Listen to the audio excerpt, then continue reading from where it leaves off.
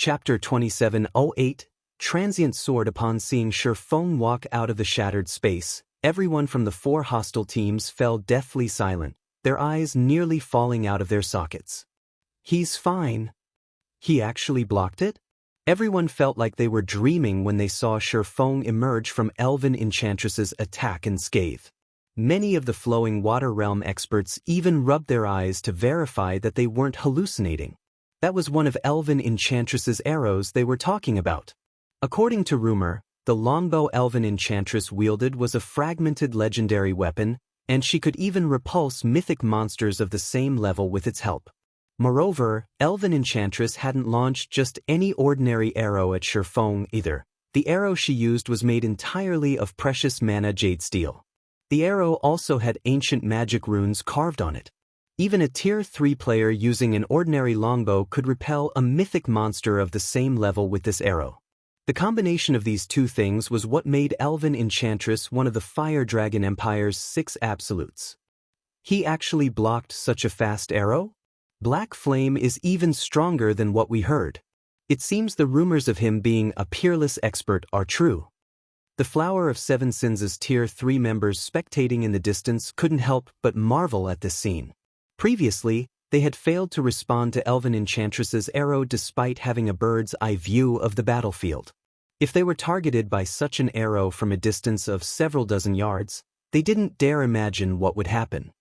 He blocked it? Sorrowful Heaven eyed his subordinates with contempt when he overheard their discussion. You think he merely blocked it? Sorrowful Heaven's words only confused them. Look carefully.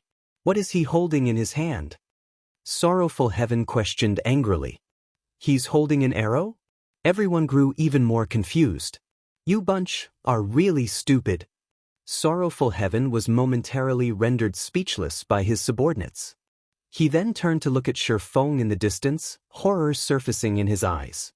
Arrows are considered consumables in God's domain. So long as they hit something, they will disintegrate, even if they get blocked by a skill or a weapon. The arrow in Black Flame's hand.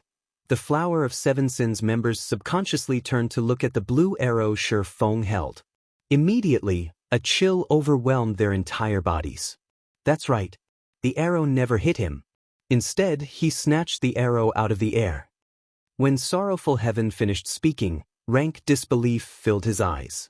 At this point, Sorrowful Heaven wasn't the only person to notice the crux of the problem.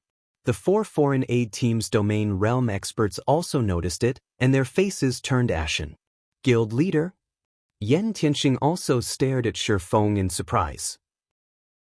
Elven Enchantress's attack was most likely top-notch even among the peerless experts in the current god's domain. Nonetheless, Shi Feng had caught the arrow. Was this really a feat players could accomplish?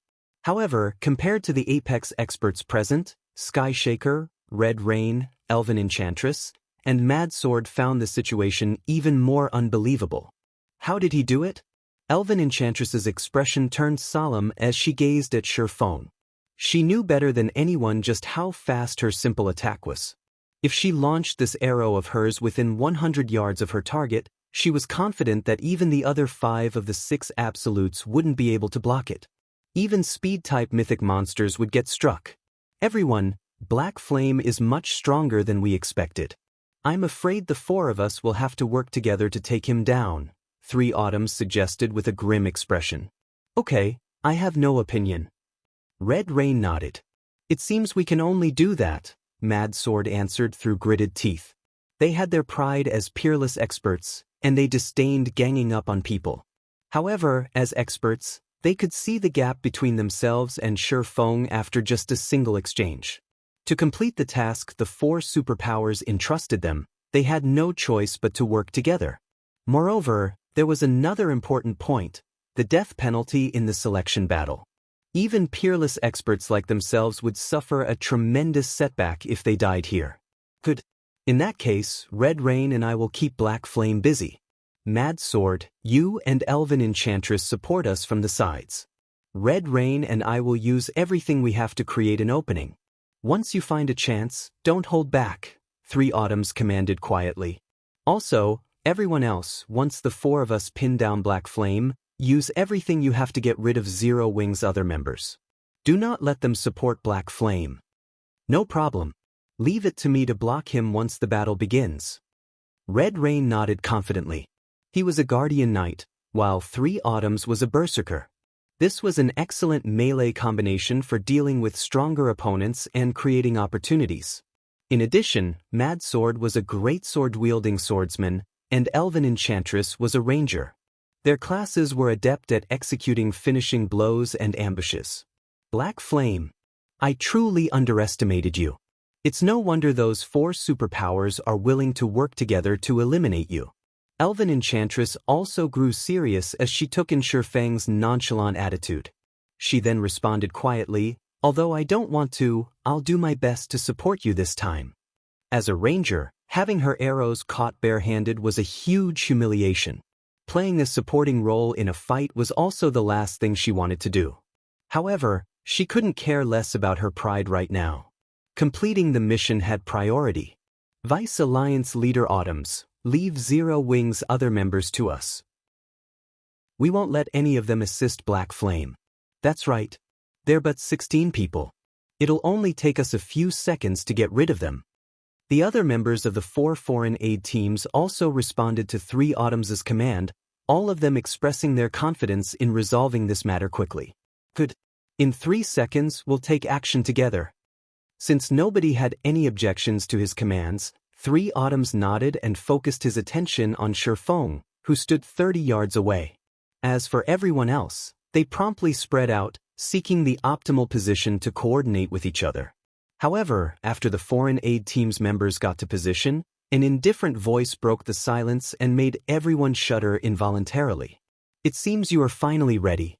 In that case, I can make my move now. Shi Feng's voice was indescribably calm. However, the meaning behind his words couldn't be any more obvious. He was basically making fun of the 4 Absolutes' determination to work together. What arrogance! Read latest chapters at Wuxia World. EU furious at Shi Feng's words, Red Rain immediately activated the Tier 3 Justice Sprint and charged at the swordsman with his shield raised.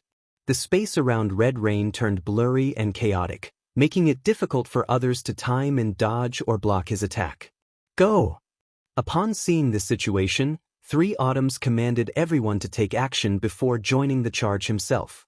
However, before 3 Autumns could even take a step forward, everyone present suddenly felt as if time had switched to slow-mo. This illusion lasted for a moment, then everyone gasped. Before they realized it, Shi Feng was already standing behind Red Rain.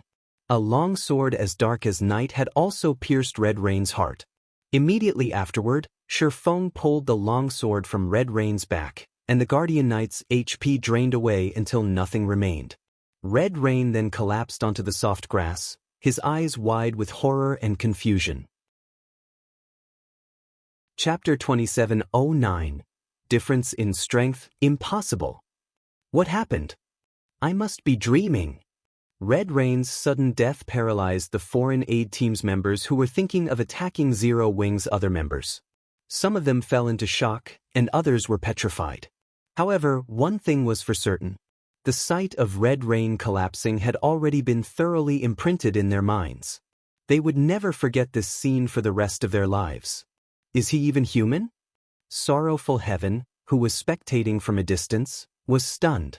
As he stared at the dead Guardian Knight, the shock in his eyes compounded. For a moment, he wondered if he was hallucinating. However, Sorrowful Heaven knew that what he saw was no illusion. At this time, the frightening aura Red Rain exuded had vanished. Even the life aura and mana fluctuations the Guardian Knight radiated were no more. Only he was having a hard time accepting this scene, so his brain had dreamed up an acceptable alternative to deny the reality. At this time, Sorrowful Heaven wasn't the only domain realm expert plagued with such a feeling.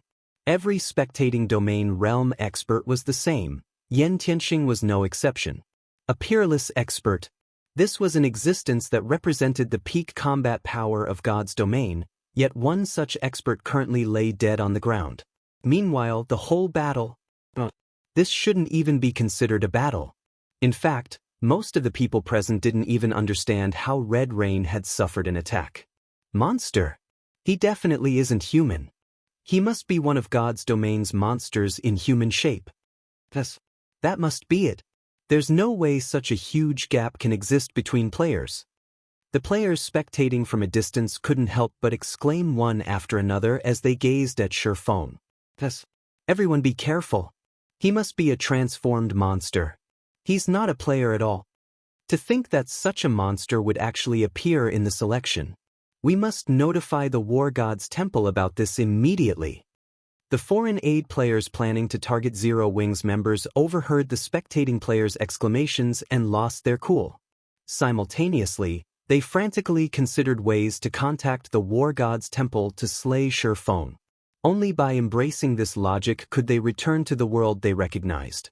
After all, even the NPCs in God's domain were behaving like actual humans nowadays. It wouldn't be strange for monsters to transform into players, either. A monster? Shi Feng chuckled involuntarily when he saw his demented opponents. Indeed, I would look like a monster in your eyes.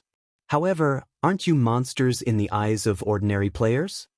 Ultimately, God's domain was still a game. So long as players continuously leveled up and obtained better weapons, equipment, basic attributes, physiques, reaction speed, mana control, etc., their combat power would also keep rising. In fact, even an ordinary player could gain strength that was unfathomable to the current great experts. God's domain was precisely such an unreasonable world. If this battle had occurred before Shi Feng had reached Tier 4, even he would have had to rely on tricks to defeat a peerless expert like Red Rain. However, after he got promoted to Tier 4, Red Rain was no different from an ant to him. The gap between Tier 3 and Tier 4 classes was that massive. In the eyes of others, peerless experts were invincible existences. However, to the current Shi Feng, they were like ants that he could squish with a wave of his hand. In fact, to kill Red Rain, Shi Feng had only used the Tier 2 Wind Blade.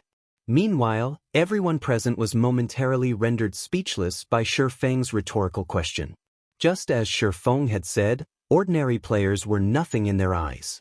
If they got serious, they could even kill ordinary players before the latter knew they were under attack.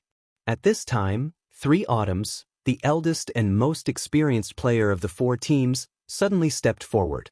Guild leader Black Flame, we admit defeat. Can I ask you to let us go? Although 3 Autumns didn't understand how Shi Feng had become so strong, they had no choice but to abandon the assault on Zero Wing, given the circumstances. Now, retaining their lives had greater priority. After all, they weren't the 4 superpowers' subordinates but partners. You admit defeat? Shi Feng was slightly surprised by 3 Autumns' words. However, he quickly understood the elderly man's reason for doing so. The death penalty for this selection battle was exceptionally heavy. Let alone apex experts, even peerless experts like 3 Autumns would suffer a major setback. Yes. 3 Autumns nodded. None of the 4 allied foreign aid teams members objected to 3 Autumns' decision either. After all, they truly couldn't imagine what would happen if they fought against a monster like Shi Feng. After scanning the silent crowd around him, Shi Feng said calmly, "Sure, but you need to sign a contract with me. Once you leave this place, each of you must kill 5 experts belonging to the superpowers backing you, and these experts must be of the same standard as yourselves." As soon as Shi Feng finished speaking, the 4 teams' experts immediately clamored in protest. Guild leader Black Flame, aren't you going too far? Elven Enchantress frowned, a glint of anger appearing in her eyes. If we really do as you say, do you think those superpowers will let us off the hook? They would, at most, lose 5 levels if they died on this battlefield. However, if they offended the superpowers backing them, they wouldn't just lose 5 levels but would most likely get hounded out of God's domain. After all, if these superpowers did nothing after getting stabbed in the back by their so-called partners, who would take them seriously in the future? Going too far? Shi Feng chuckled. I don't think so at all. From how I see it, you take Zero Wing for a pushover. If Zero Wing were one of the 5 great super guilds, would you still find this condition to be too much? Guild leader Black Flame, is there a need to make such assumptions? Breathing out a deep sigh, 3 Autumns added, If Zero Wing really were one of the 5 great super guilds, we wouldn't have accepted this partnership, to begin with. So, your assumption simply isn't valid. Also, while we are indeed no match for you, if it really comes down to a fight, you won't come out unscathed, either, Guild Leader Black Flame. After all, our stamina and concentration consumption is drastically increased here. How many people can you possibly kill by yourself? And how many people would your team have left at the end of the battle? Rather than suffer mutual destruction, isn't it better if we settle things in another manner? 3 Autumns clearly stated the various possible scenarios and listed their respective pros and cons. At this moment, let alone Yulon, Gentle Snow, and Aqua Rose, even Sorrowful Heaven, who was also in a leadership position, felt that this was the best option. After all, both sides weren't mortal enemies. To ensure Zero Wing's continued development, it was in Shi Feng's best interests to avoid unnecessary losses. However, defying everyone's expectations, Shi Feng shook his head. Guild Leader Black Flame, are you intent on mutual destruction? 3 Autumn's expression twisted slightly. As a peerless expert of God's domain and a Vice Alliance master of the Fire Dragon Adventurer Alliance, it was already unbelievable that he was taking the initiative to admit defeat. He never thought that Shi Feng was actually a lunatic. Read latest chapters at Wuxia World. You meanwhile, upon seeing that Shi Feng refused to back off, Elven Enchantress snarled, Black Flame, you'd better not go too far. You should know that we also represent the superpowers backing us this time. If you annihilate our teams, those superpowers definitely won't let you off the hook. Zero Wing won't be able to bear the consequences. What you say is correct. Shi Feng nodded. He then shifted his gaze to Elven Enchantress. However, you've made one mistake. Mistake? Shi Feng's words puzzled 3 Autumns. He couldn't figure out how he had misspoken. The next moment, Shi Feng unsheathed the abyssal blade. Immediately, the intensity of the aura he exuded increased several-fold. With him as the center, all mana within a 1,000-yard radius started to roil, and even the air trembled. And that is the difference in strength. Chapter 27:10, Selection Battle ends. As soon as Shi Feng finished speaking, everyone present could clearly sense that the space around them had changed completely. To be precise, the surrounding space had become hostile to them. The heavy pressure the surrounding space subjected their bodies to felt like they were standing in a supergravity area. They even had trouble moving their bodies. On the other hand, as the lord of this space, Shi Feng could exert boundless strength with every one of his movements. Not good. A domain. This is a mana domain. Many of the 4 opposing teams' experts instantly realized what was going on when they experienced this feeling of having their lives in someone else's hands. The expressions of 3 Autumns, Elven Enchantress, and Mad Sword also turned unprecedentedly grim. Any player who had been mingling in God's domain for some time would know what a mana domain was. It also determined whether an NPC was a powerhouse. Every NPC that wielded a mana domain was an existence that players had to be wary of. After all, many of these NPCs could turn Tier 3 players into dust just by relying on their mana domains. They wouldn't even need to move their bodies. Why does he have a mana domain? Shouldn't that be something only a small minority of Tier 4 NPCs possess? Elven Enchantress panicked. Now, when she looked at Shi Feng, her eyes no longer contained any anger, only fear. This was a mana domain they were talking about. With the emergence of this domain, Shi Feng had basically become the ruler of this space. How is this possible? 3 Autumns was stunned by this situation, his heart churning with confusion. Is he really not a player but a transformed monster? It might be fine if Shi Feng only possessed absurd strength. At worst, they could use Zerg tactics to overwhelm his stamina and concentration. A mana domain, however, was a different story. A mana domain specifically countered Zerg tactics. If an individual stepped into a hostile mana domain without sufficient strength, they would be no different from ants before the domain's owner. They might not even be able to display any combat power. Moreover, the mana domain Shi Feng revealed was simply outrageous, covering a 1,000-yard radius. With such a range, they couldn't flee even if they wanted to. At this moment, let alone 3 Autumns and the other hostile players, even Yan Tianxing and the other members of Zero Wing's upper echelon were stunned. The guild leader's strength has already reached such a height? Yan Tianxing gawked at Shi Feng, who currently stood proudly among the crowd of great experts. With such strength, it wouldn't matter even if the 4 opposing teams ganged up on Shi Feng simultaneously. He could quickly dispatch these people with a few swings of his sword. Only peerless experts like 3 Autumns, who possessed exceptional basic attributes, could put up some resistance, a very laughable resistance, because 3 Autumns and the others wouldn't even manage to match an ordinary Tier 3 expert inside Shi Feng's mana domain. Meanwhile, with Shi Feng's strength, he could easily dispose of ordinary Tier 3 experts, even without his mana domain's strengthening properties. At this time, the spectating foreign aid teams outside Shi Feng's mana domain also panicked. Those 4 teams are dead for sure. With such a vast mana domain, they can't escape, Sorrowful Heaven said, his heart filled with complicated feelings as he looked at 3 Autumns and the others. A joint team made up of 4 peerless experts and several hundred Tier 3 great experts was an incredibly powerful force, even in the Fire Dragon Empire. Nobody would dare oppose it. Now, however, such a team could only wait to die. Boss Sorrow, what should we do now? A level 117, Tier 3 assassin asked helplessly. With just a thought, Zero Wing could decide the fate of the 4 foreign aid teams opposing it, what more the fate of their small team. Escape! Sorrowful Heaven replied instinctively as he looked at the gray space ahead of him. Although their team currently had no enmity with Zero Wing, the Flower of 7 Sins had come into conflict with Zero Wing several times in the past. If Shi Feng was in a bad mood, he might decide to take care of them in passing. Escape! Looking at the special space around them, the Tier 3 assassin asked anxiously, but, boss, where do we escape to? This area isn't particularly big. It won't take more than half an hour to run a lap here. The special space used to host the preliminary selections might be considered large for ordinary Tier 3 experts. However, it was essentially a small cage for domain realm experts. Shi Feng could easily reap the lives of the people in this cage at any time. Forfeit!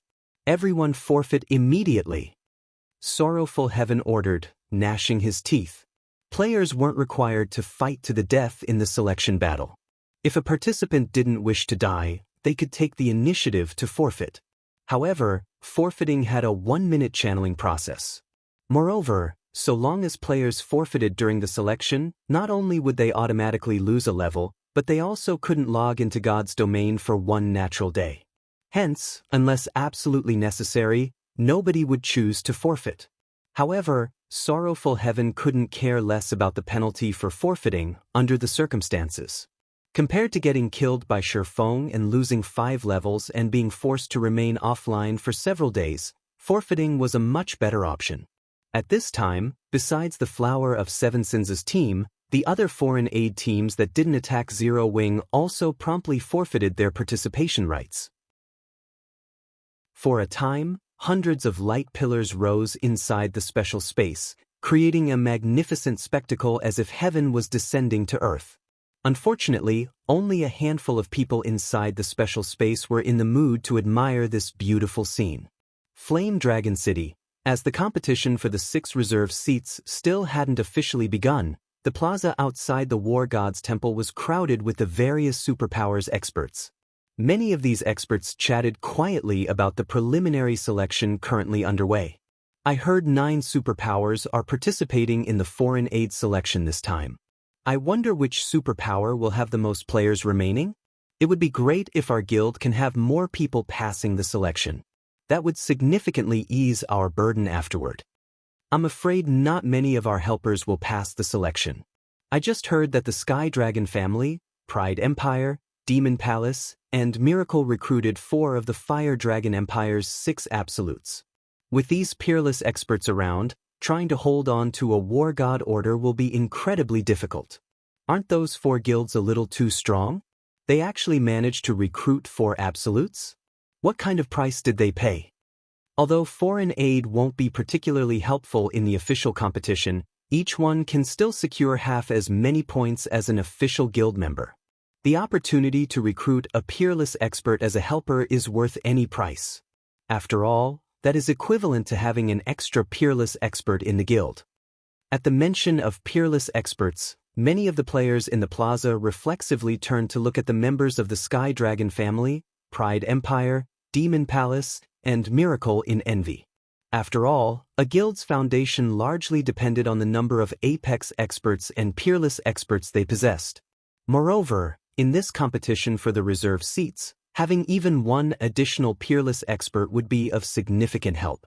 At this time, the various superpowers upper echelons resting inside the War God's temple were also filled with envy and anger. How did they manage to recruit 4 of the 6 absolutes? We clearly offered them astronomical prices before, yet they still declined. I never thought they would agree to help those 4 guilds. With this, we'll be placed in an even tighter spot for manpower. Mushin revealed an ugly expression when she read the report she just received. The matter of Zero Wing's data getting exposed had already placed Frost Heaven in a disadvantageous position. Now, 4 guilds had managed to recruit peerless experts to assist them. This was basically rubbing salt into an open wound. It seems these 4 guilds will be occupying most of the foreign aid slots this time. We'll definitely be in a very unfavorable position later on. Brilliant Blue also wore a somber expression on his face. Frost Heaven was already inferior to the other superpowers in terms of the number of peak experts and apex experts, to begin with. Hence, they had placed their hopes on their foreign aid to make up for the difference. However, this hope was growing slimmer and slimmer. Hong Xinyuan also remained silent. He never imagined that the preliminary selection would be so intense, with even 4 of the Fire Dragon Empire's 6 absolutes taking the stage. No matter what, let's look at the results before we make any adjustments, Seven Wonders said. Aside from Frost Heaven, the other superpowers were also panicking. They never thought that the Sky Dragon family, Pride Empire, Demon Palace, and Miracle would become the selection battle's biggest winners. As for the 4 guilds in question, they basked in a moment of delight, feeling that the price they paid to hire the 4 absolutes was well worth it. Now, all they had to do was wait for the selection battle to end and the results to be announced. Those 4 guilds were really cautious in their actions. Even we have just received news that they invited 4 of the 6 absolutes. Vice Guild Leader, I'm afraid we might have to change our plans afterward, White Feather said with a frown as she read the latest report. Although the addition of 4 peerless experts wouldn't affect Mythology's overall situation, she still disliked such variables. The Fire Dragon Empire's 6 absolutes? The corners of Cold Shadow's lips curved up when she heard this. With this, even Black Flame will have trouble surviving. Previously, when she heard of the 4 superpowers' plan to suppress Zero Wing, she still felt relatively uneasy. She had seen Shi Feng's strength and tricks before. Killing him would be incredibly difficult. However, with 4 peerless experts added to the equation, combined with the special space's restrictions, Shi Feng's death was just about guaranteed. As the various superpowers' upper echelons were predicting the selection battle's results, a bell suddenly tolled, the sound echoing throughout the War God's temple. Read latest chapters at Wuxia World. This bell represented the end of the selection battle. What's going on? The selection battle is over? Didn't it just start? Did the War God's temple make a mistake? That shouldn't be the case. Let's go take a look. The selection battles abrupt and confused the various superpowers' upper echelons. They hastened to the War God's temple's central hall to find out what had happened. Chapter 2711, Lucky Zero Wing? War God's temple's central hall. In response to the bell signaling the preliminary selection's end, the various superpowers' upper echelons quickly gathered in the normally deserted central hall. In just a few moments, players filled 1/3 of the hall, which was the size of half a football field. The selection battle began less than 10 minutes ago, yet the ending bell already rang. Did the selection's rules change? That shouldn't be the case. The rules were verified before the competition. But it ended in less than 10 minutes. I doubt anyone can do anything in such a short time, right? The various superpowers' upper echelons curiously discussed the selection battle's abrupt end. All of them wanted to know why the selection ended so soon. Amid the various discussions, a huge teleportation array appeared in the middle of the hall. A moment later, a stone stele emerged from the magic array. The appearance of the stele instantly attracted the various superpowers' attention. This was especially true for the 9 superpowers that had recruited foreign aid. This was because the 9 superpowers' names were gradually appearing on the stele. The announcement of the number of players that passed the selection for each guild was evidently forthcoming. What? The results are actually out so soon. I wonder which guild will have the most helpers? If anyone can get over 20 official foreign aid slots, it would be of significant help in the official competition. According to the information we received, Miracle should have the best odds. After all, they recruited Elven Enchantress. She's top-notch when it comes to long-range sniping and sneak attacks. She can easily snipe the War God Order holders. Also, compared to the 5 other absolutes, her attacks are the trickiest to block. The various superpowers' upper echelons excitedly made conjectures as they watched the words slowly appear on the stele. On the other hand, Frost Heaven's members grew nervous. According to the intelligence they secretly acquired, Frost Heaven's overall strength could only be considered average. If they lacked sufficient foreign aid, they would most likely lose all hope of gaining one of the 6 reserve seats. The official competition for the reserve seats would be a struggle for land and resources. The greater the number of powerful experts one had, the more advantageous one's position. After a guild occupied a resource node, it would acquire a resource emblem. And when a player wore the resource emblem, so long as they did not leave the node's range, the guild they belonged to would continually earn guild points. Hence, the player wearing the resource emblem had to be incredibly strong. Otherwise, it would be very easy for other guilds' experts to ambush and kill the emblem holder. 10. Just 10 people is fine. Mushin prayed quietly as she looked at the monument. She didn't place much hope in having many of their helpers pass the preliminaries. She only hoped that Frost Heaven's foreign aid count did not lag behind the other superpowers. 10? She sure knows how to dream. 1,000 Miles, a vice guild leader of Miracle, sneered when he overheard Mushin's mutterings from nearby. It's a pity she invited Zero Wing. This dream of hers will never come true. Miles, you've gone too far this time. I only told you to instruct Elven Enchantress and the other 3 guilds to suppress Zero Wing. Yet, you actually told them to annihilate Frost Heaven's other helpers after eliminating Zero Wing. Shredded Soul, Miracle's first vice guild leader, berated while shaking his head. If Frost Heaven's people find out about this, they'll definitely create a lot of trouble for us in the future. We're going to have to reduce the other guilds' foreign aid count anyway.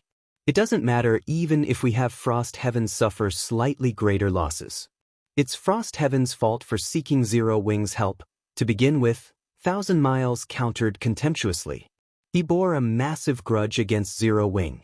It was all because of Zero Wing that his status in the guild had repeatedly fallen.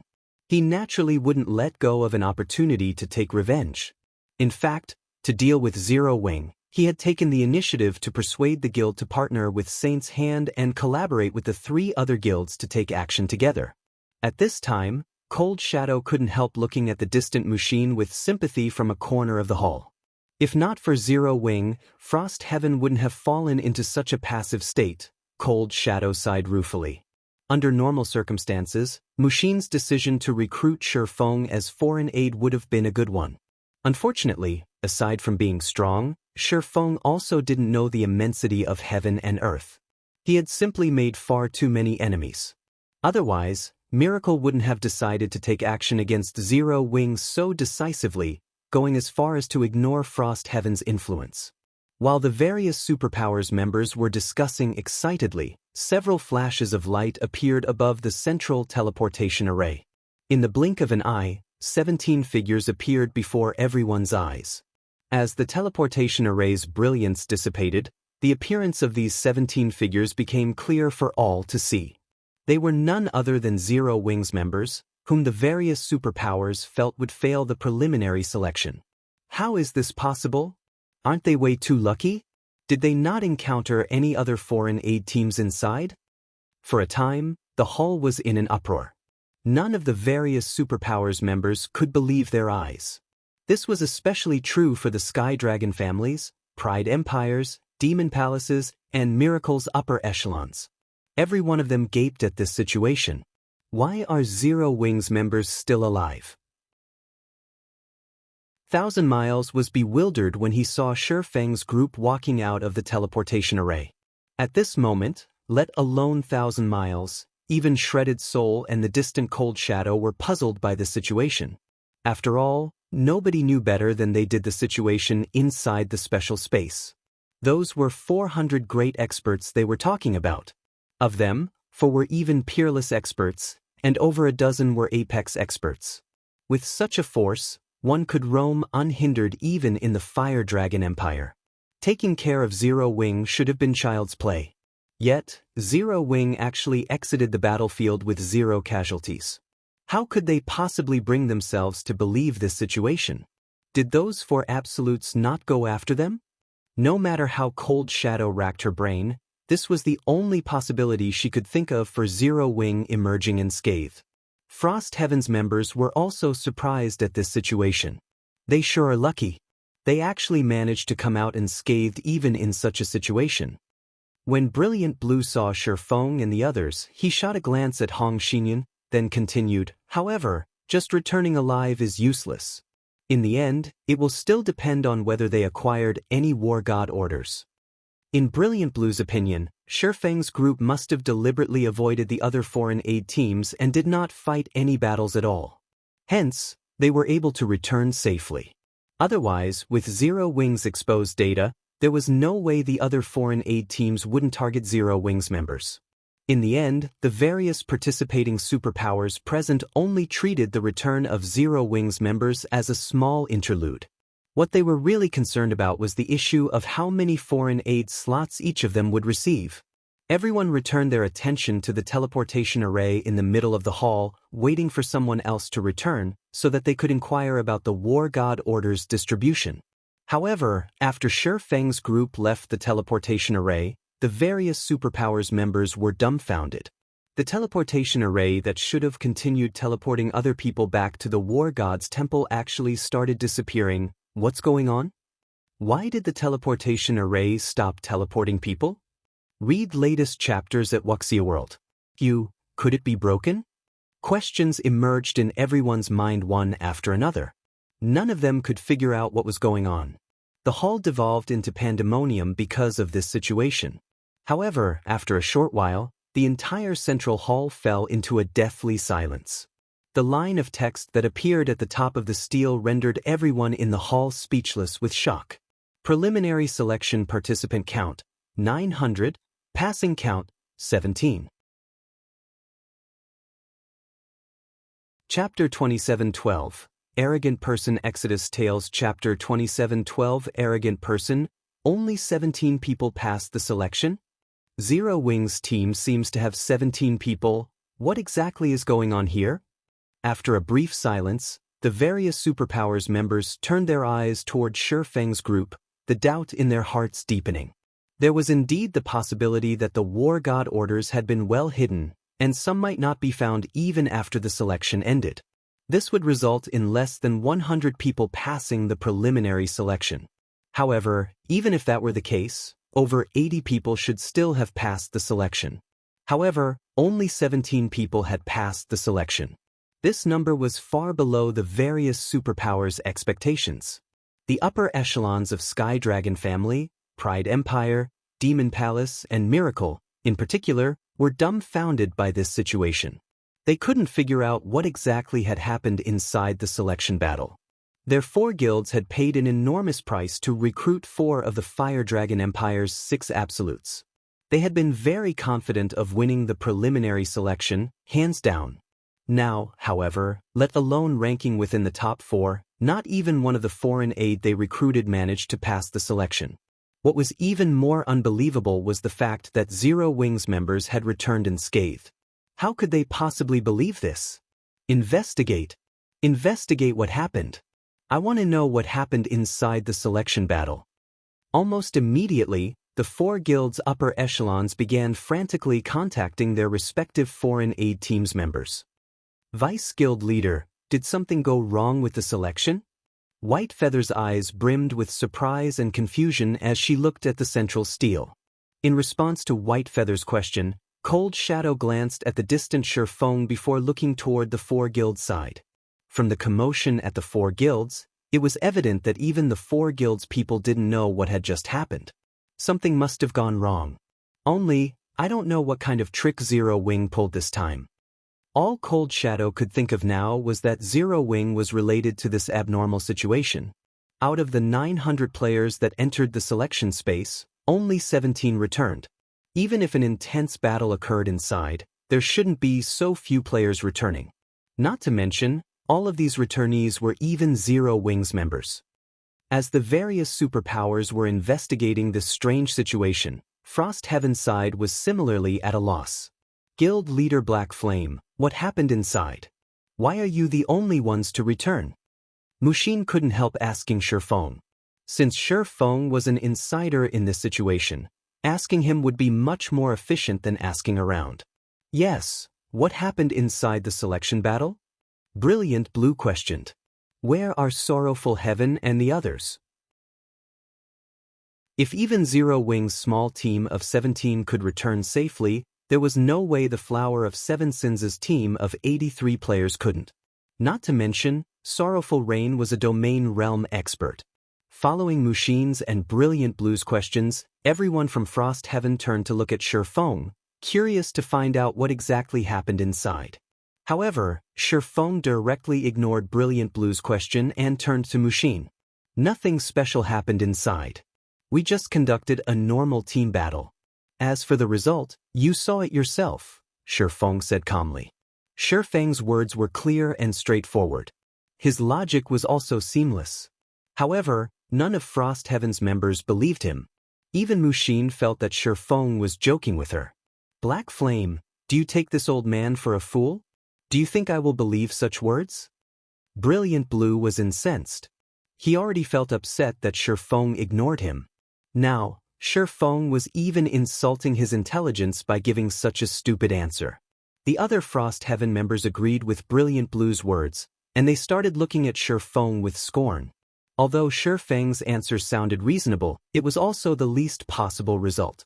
They would be fools to believe him. 900 Tier 3 experts had participated in the preliminary selection, many of them peak experts and apex experts. No matter how fierce the battle, these experts shouldn't have all gotten annihilated. After all, they could still flee if they couldn't win in a fight. Moreover, the selection battle was held in a special space that severely restricted a player's stamina and concentration. The difficulty and risks involved in chasing a fleeing opponent in this space were incredibly high. Meanwhile, Shi Feng's team was not only the smallest out of the bunch but also the easiest to counter. If an intense battle occurred during the selection, Shi Feng's team should have faced the greatest difficulty returning alive. But what about now? Not only did Zero Wing's team suffer 0 casualties, but Zero Wing's members all wore incomparably relaxed expressions. They did not look like they had just survived an intense battle at all but gone on an outing. Whether you believe it or not is up to you, Shi Feng retorted nonchalantly.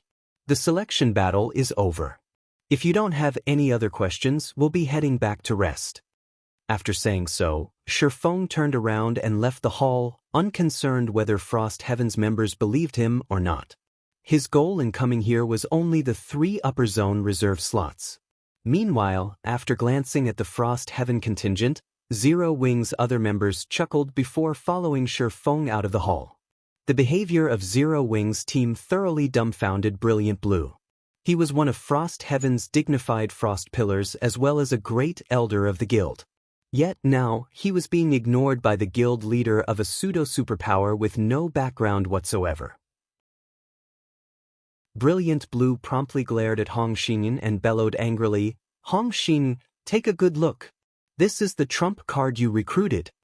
However, Hong Xinyuan remained indifferent to Brilliant Blue's outburst. In fact, he was in a relatively good mood. After all, the return of Shi Feng's team meant that Frost Heaven had gained 17 foreign aid slots. Failing to get a reaction out of Hong Xinyun, Brilliant Blue turned to Seven Wonders and snapped, "Guild leader, you've seen how Zero Wings members behave. They are too arrogant. They aren't even taking us seriously. If we let them participate in the official competition, the consequences will be disastrous." "Enough. Let's take a look at the situation first," Seven Wonders berated. However, when Seven Wonders glanced at Zero Wings members' departing figures, a hint of dissatisfaction also flashed in his eyes. Meanwhile, although Shi Feng had spoken in a normal tone, everyone in the hall was a great expert. Even the weakest among them was at the flowing water realm. Hence, they heard Shi Feng's words loud and clear. "Black Flame truly is arrogant to the extreme. He's taking such an attitude even toward Frost Heaven. He'll most likely have a difficult path ahead of him." White Feather smirked when she saw the exchange between Shi Feng and Frost Heaven's leadership. However, Black Flame really knows how to spout nonsense. Does he think his team consists entirely of peerless experts? Read latest chapters at Wuxia World. While Frost Heaven's members might be unaware, she knew full well that nearly half of the 900 players who participated in the selection battle had set their sights on Zero Wing. Zero Wing shouldn't have come out unscathed if a battle truly happened. However, even after White Feather ridiculed Shi Feng a bunch, Cold Shadow remained surprisingly silent. "Vice Guild leader, is something wrong?"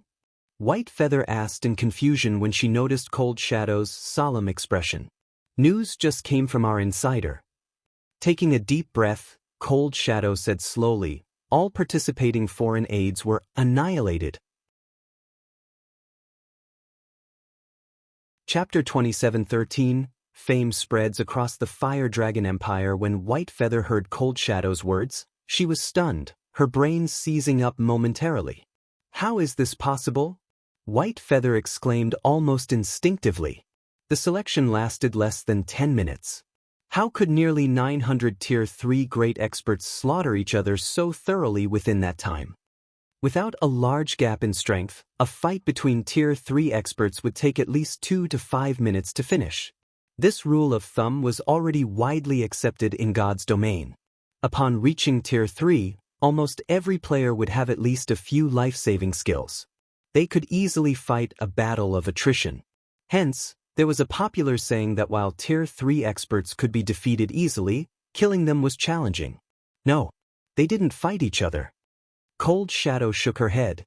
She then added calmly, "According to our insider, over half of the foreign aid teams chose to forfeit." Forfeit? White Feather grew even more confused at this revelation. She felt that the more she delved into this matter, the more incomprehensible it became. Meanwhile, inside the gloomy hall, Thousand Miles and the upper echelons of the many superpowers present also received news on what happened during the selection battle. They were inevitably bewildered.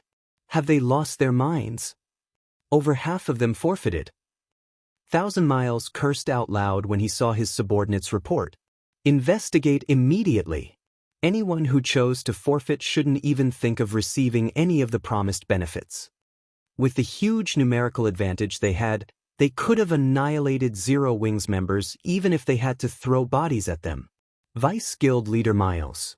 The gray-robed berserker standing before Thousand Miles shrank back slightly before saying quietly, "The ones that forfeited aren't our guild's foreign aid."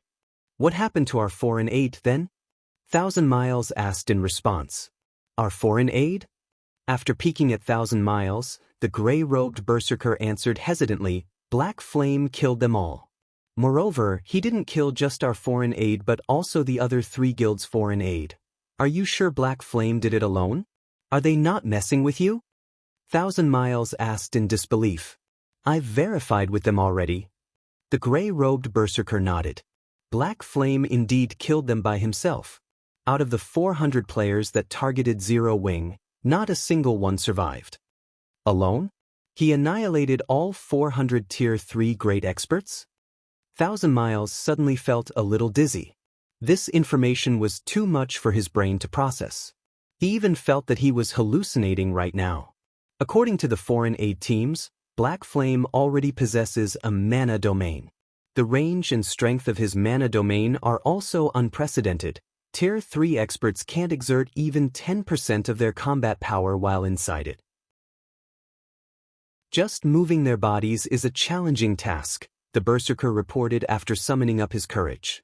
Not only did a player obtain a mana domain, but said mana domain was even so powerful. If someone had told him such a thing before, even he would consider that person crazy. Either that or this person was a newcomer in God's domain and ignorant about mana domains. A mana domain? 1,000 Miles' expression stiffened at this term. How can he have a mana domain? At this time, 1,000 Miles wasn't the only person dumbfounded. The other superpowers upper echelons were similarly bewildered when they heard this piece of news. After all, it was far more unbelievable than Shi Feng's feat of single-handedly annihilating 4 foreign aid teams. In God's domain, the mana domain was the standard that determined whether an NPC was strong or weak.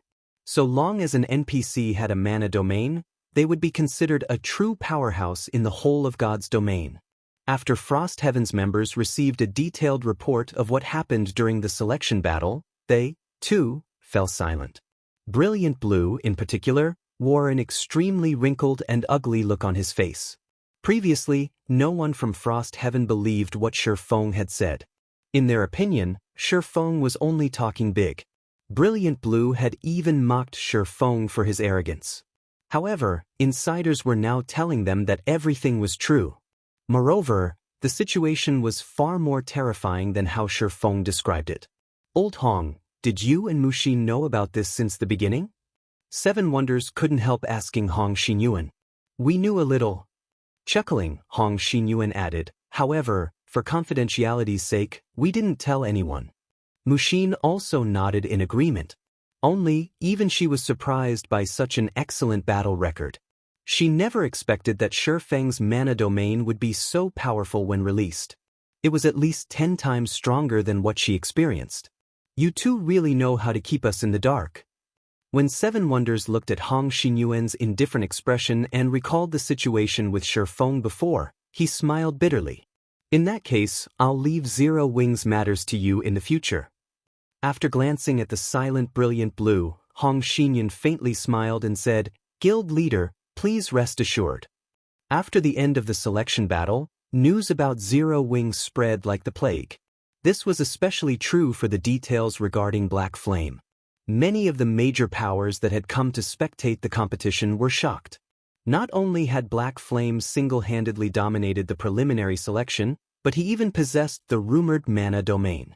This battle record instantly made Black Flame the focus of discussion for many players all over the Fire Dragon Empire.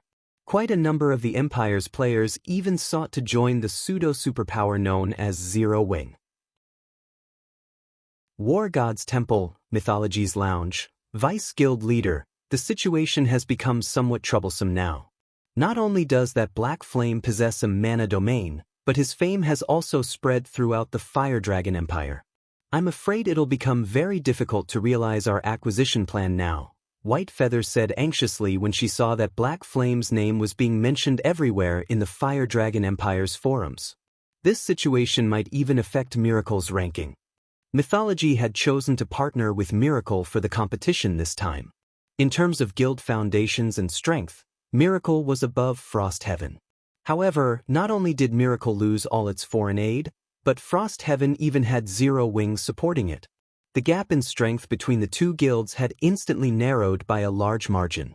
Black Flame has indeed become a big variable now. Glancing at the battle report she received, Cold Shadow smiled and added, however, at the end of the day, the struggle for the reserve seats isn't something that can be decided by one person. Not to mention, even with a mana domain, Black Flame won't be able to survive for long in this competition. That great personage has already said he would personally take action against Black Flame. That great personage is going to make a move? This news surprised White Feather. Black Flame still thinks he is invincible just because he has a mana domain. He doesn't know that there is always someone stronger. Even a mana domain cannot save him now, Cold Shadow sneered as she read the detailed report on Shi Feng. While a mana domain was indeed powerful, it was a negligible existence in front of absolute strength. While the various superpowers were patiently waiting for the official competition to begin, Shi Feng secretly paid a visit to a bar called Moonfire in Flame Dragon City's outskirts. Read latest chapters at Wuxia World. At this time, only one woman was sitting quietly at the bar counter. This woman wore delicate, light blue robes, and just the view of her back could mesmerize countless people. However, this woman's aura was as hot as flames, deterring people from summoning up the courage to approach her. "You're here." When the woman saw Shi Feng enter the bar, she greeted him as though welcoming an old friend she hadn't seen for a long time. Meanwhile, this woman was none other than the Dragon Phoenix Pavilion's Phoenix Pavilion Master, Demon Queen Phoenix Rain. Chapter 27:14, Meeting Phoenix Rain again. Accepting Phoenix Rain's invitation, Shi Feng walked over and sat beside her. "In the time I haven't seen you, you've become a lot stronger again," Phoenix Rain praised as she scanned Shi Feng. "Not too much." Going straight into the topic, Shi Feng asked, "Is everything all right on your side?" He had suddenly visited the Moonfire Bar because of a message from Phoenix Rain. Initially, he had been a little happy to receive the message.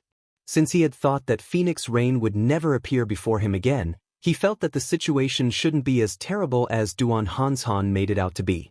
However, the moment he laid eyes on Phoenix Rain, he instantly understood. The situation was much worse than he thought. This was because the Phoenix Rain he saw couldn't be considered human. All her information was labeled as unknown and couldn't be examined at all. Moreover, the feeling he got from her was as if she had wholly integrated her existence with the flowers and trees of God's domain. Shi Feng even got the impression that Phoenix Rain was native to God's domain. Meanwhile, at Shi Feng's question, a hint of surprise flashed in Phoenix Rain's eyes. She then smiled faintly and replied, "You can say that it's all right yet not all right at the same time. It seems the situation still isn't too terrible." Shi Feng nodded. He then asked another question, "Can you tell me what exactly happened, then?" The disappearance of the Dragon Phoenix Pavilion's 3 pavilion masters had shaken the various superpowers of God's domain. If not for the pavilion having hidden this matter well, it would have long since made headlines in the real world. "This I cannot say." Phoenix Rain shook her head. "I went to great lengths to come here to tell you only 2 things. Although Phoenix Rain's voice was calm, her eyes betrayed deep exhaustion. "What is it?" Shi Feng didn't probe too much into her situation. He could feel that Phoenix Rain wasn't joking with him. In that case, there wouldn't be any meaning for him to continue probing. "The first is that I hope you can take care of my little sister," Phoenix Rain said, then took out an information card and handed it to Shi Feng. "Her information and address are recorded here. I am no longer by her side. Although she has great abilities, the people who are troubling her are difficult. If you have the chance, I hope you can help resolve her problems." After glancing at the information card, Shi Feng was stunned. Phoenix Rain's little sister was residing in the upper zone. "Aren't you in the upper zone too?" Shi Feng asked in confusion. "I'm in the upper zone?" Phoenix Rain was surprised by this piece of news. Afterward, as if reacting to something, she chuckled and said, "That's right. I guess you can say that. However, I'm afraid it will be difficult for me to meet her right now. I can only hope you will help her. I can't trust anyone else for this. This shouldn't be a problem. I'll go take a look if I visit the upper zone in the future." Shi Feng nodded in agreement. Phoenix Rain had helped both him and Zero Wing a lot thus far. He didn't mind taking care of her little sister now. "Thank you." Phoenix Rain breathed out a sigh of relief when she heard Shi Feng's answer. She then inhaled deeply before saying solemnly, "Next, the second matter will be my 2 pieces of advice to you." "Advice?" Seeing Phoenix Rain's serious expression, Shi Feng couldn't help asking, "Is it Saint's Hand?" Based on the information from Duan Hanshan, the disappearance of the Dragon Phoenix Pavilion's leadership had something to do with Saint's Hand. Moreover, the various superpowers also appeared to be fearful of the guild. "No." Shaking her head, Phoenix Rain said, "My first advice is for you to be wary of 3 people." 3 people? Shi Feng was somewhat confused. He could understand if Phoenix Rain wanted him to be wary of some powerful organization, Yet she told him to be wary of 3 individuals. If not for Phoenix Rain's solemn expression and her lofty status, he would have most likely treated her words as a joke. Yes, 3 people. Slowly, Phoenix Rain said, I don't know these 3 people's names. They use various aliases, but not one of them is their real name. The only thing I can tell you is their characteristics. These 3 people are a madman, a girl, and a young, scholarly person. If you meet them, run as far as you can. Never approach them, or the consequences will be harsh. You must remember this point. That's all the information on these 3 people? Shi Feng memorized Phoenix Rain's words, but the information he had to work with was scanty and vague. I only know this much. Phoenix Rain shook her head and chuckled. She then continued, the next piece of advice is simpler, and that is to stock up on as many 7 luminaries crystals as possible. This thing is incredibly valuable, and the more you have, the better. That's a realistic piece of advice. Shi Feng was startled to receive this advice. 7 luminaries crystal was incredibly important during his previous life. Knowing this, he had tasked many guild members with finding and collecting the crystal. However, due to its rarity, the amount they managed to collect wasn't significant. After Shi Feng finished speaking, Phoenix Rain suddenly stood up and tossed 3 gold coins onto the table. She then looked at Shi Feng and said earnestly, I've said everything that can be said. How far you can progress will be up to you. You're leaving already? Shi Feng was again startled when he saw Phoenix Rain preparing to leave. Their conversation lasted less than 5 minutes. He hadn't even gotten to the other questions he wanted to ask. However, Phoenix Rain looked to be short on time. Oh yes. Suddenly, Phoenix Rain pulled out a black crystal from her pocket and tossed it to Shi Feng. I have you to thank for being able to make this visit. I can't use this thing at present, so I'll give it to you. What is this thing? When Shi Feng looked at the unidentifiable black crystal, he felt a sudden urge to eat the crystal whole. Upon noticing the hunger in Shi Feng's eyes, Phoenix Rain chuckled. You'd better not eat it. It's not edible. Shi Feng felt slightly embarrassed by this situation. He never thought that the black crystal would be powerful enough to affect his mind. Don't worry. I won't eat it, Shi Feng promised. Before I go, I'll tell you one more thing. Tier 4 is just the beginning. However, before Phoenix Rain could finish speaking, she suddenly disappeared. It was as if she never existed in this place. Now, only Shi Feng remained inside the spacious bar. Read latest chapters at Wuxia World. EU forced teleportation? Surprise colored Shi Feng's eyes as he looked at the space where Phoenix Rain had been. However, he quickly denied his conjecture. There were no spatial fluctuations. It shouldn't be a forced teleport. Yet, if she logged off, it should have taken a while before she disappeared. Despite pondering for some time, Shi Feng failed to figure out the mechanism behind Phoenix Rain's sudden disappearance. In the end, he had to give up and shifted his attention to the black crystal in his hand. At least he now knew that Phoenix Rain was safe. I got nothing from using an ordinary identification skill just now. It seems I can only try with omniscient eyes. Taking a deep breath, Shi Feng gathered the surrounding mana around his eyes and stared intently at the black crystal. Omniscient eyes. Chapter 27:15, The Eternal Item. As Shi Feng frantically gathered mana inside the bar, the mana around him started liquefying. The standard of his mana was undoubtedly at Tier 4. A moment later, twofold magic arrays appeared in his eyes. If a player were to meet his gaze right now, they would most likely shudder instinctively. At this moment, Shi Feng's eyes seemed to be capable of penetrating all truths in the world. No secrets could exist before this pair of eyes. Sure enough, Omniscient Eyes' effects have improved significantly now that my mana has reached the Tier 4 standard. Shi Feng was delighted as he looked at the black crystal in his hand. Previously, even when he used the advanced identification skill, he couldn't appraise the black crystal at all. However, with Omniscient Eyes, a loading bar had appeared. It was as if the black crystal's outermost firewall had cracked, and the skill was fervently exploiting this breach and trying to dig into the crystal's core. 10 seconds. 20 seconds. 40 seconds. As the forces of the black crystal and omniscient eyes continued clashing, Shi Feng frowned. Although omniscient eyes has the strength to contend against the black crystal, it apparently still isn't enough. Omniscient eyes might be digging at the black crystal's firewalls, but the skill had a limited duration of only 1 minute. If it failed to break through the black crystal's defenses during this time, he would have to try again 10 minutes later. Only, the result would most likely be the same. Upon seeing omniscient eyes and the black crystal at a stalemate, Shi Feng started racking his brain on how he could break through the black crystal's power. The biggest difference between Tier 3 and Tier 4 is in mana. Since Omniscient Eyes has the strength to go up against the black crystal after being injected with Tier 4 mana, the difference between the two is mana. As of now, Omniscient Eyes still has plentiful mana.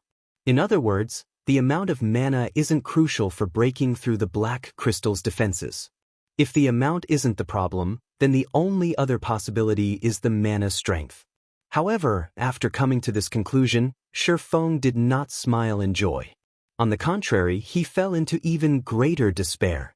After all, increasing the strength of mana was easier said than done. On the market, almost all items that improved their users' mana only increased the volume of mana their users held. Generally, if players wish to increase their mana's quality, they would have to either improve their control over mana or raise their tier. In other words, if Shi Feng wanted to increase his mana's strength right now, his only option was to raise his control over mana to a higher realm. No, that's not the only option. Shi Feng shook his head. An increase in the mana strength also represents an increase in the skill's power. Increasing the skill's power would be equivalent to improving the mana strength. After Shi Feng thought up to this point, a glimmer of hope appeared in his eyes. However, less than 5 seconds remained to Omniscient Eyes' duration. I have no choice but to try. Taking a deep breath, Shi Feng unsheathed the abyssal blade and promptly assumed the posture of using the mana technique Light Shadow. The mana swarming around Shi Feng instantly began condensing even further, taking on the shape of a great sword. However, unlike when he used this mana technique at Tier 3, the Phantom Greatsword now looked much more tangible. Meanwhile, after executing Light Shadow, Shi Feng could sense a change occurring in the magic arrays in his eyes. They showed faint signs of evolving into 3-fold magic arrays. Good. It's effective. Shi Feng couldn't help growing excited. However, the third layer's formation abruptly stopped. The mana still isn't strong enough? Shi Feng frowned. If I want to increase it even further, I'll have no choice but to use Holy Devour. Holy Devour was a move he dreaded to use. Executing the complete Holy Devour was too taxing. It shouldn't be used frequently, even by Tier 4 classes. With the reserve seats competition about to begin, he had to keep himself in his peak state. Although executing Holy Devour once wouldn't overwork his brain, it would still exhaust his concentration. However, after thinking for a second, Shi Feng gritted his teeth and threw caution to the wind. To hell with it. Although Phoenix Rain currently wasn't in a life-threatening situation, that was true only for now. There were far too many unknowns and secrets surrounding her. Saint's Hand's side was also filled with mysteries. There was no guarantee that he wouldn't meet a similar fate to Phoenix Rain in the future. Hence, he needed to identify the Black Crystal. Only by doing so would he have a chance at finding some useful information. Immediately, Shi Feng changed his stance once more, and the aura he exuded skyrocketed in intensity. Holy Devour! Boom! Suddenly, ethereal flames enveloped the bar. The flames were so realistic that they triggered the magic arrays set up inside the bar.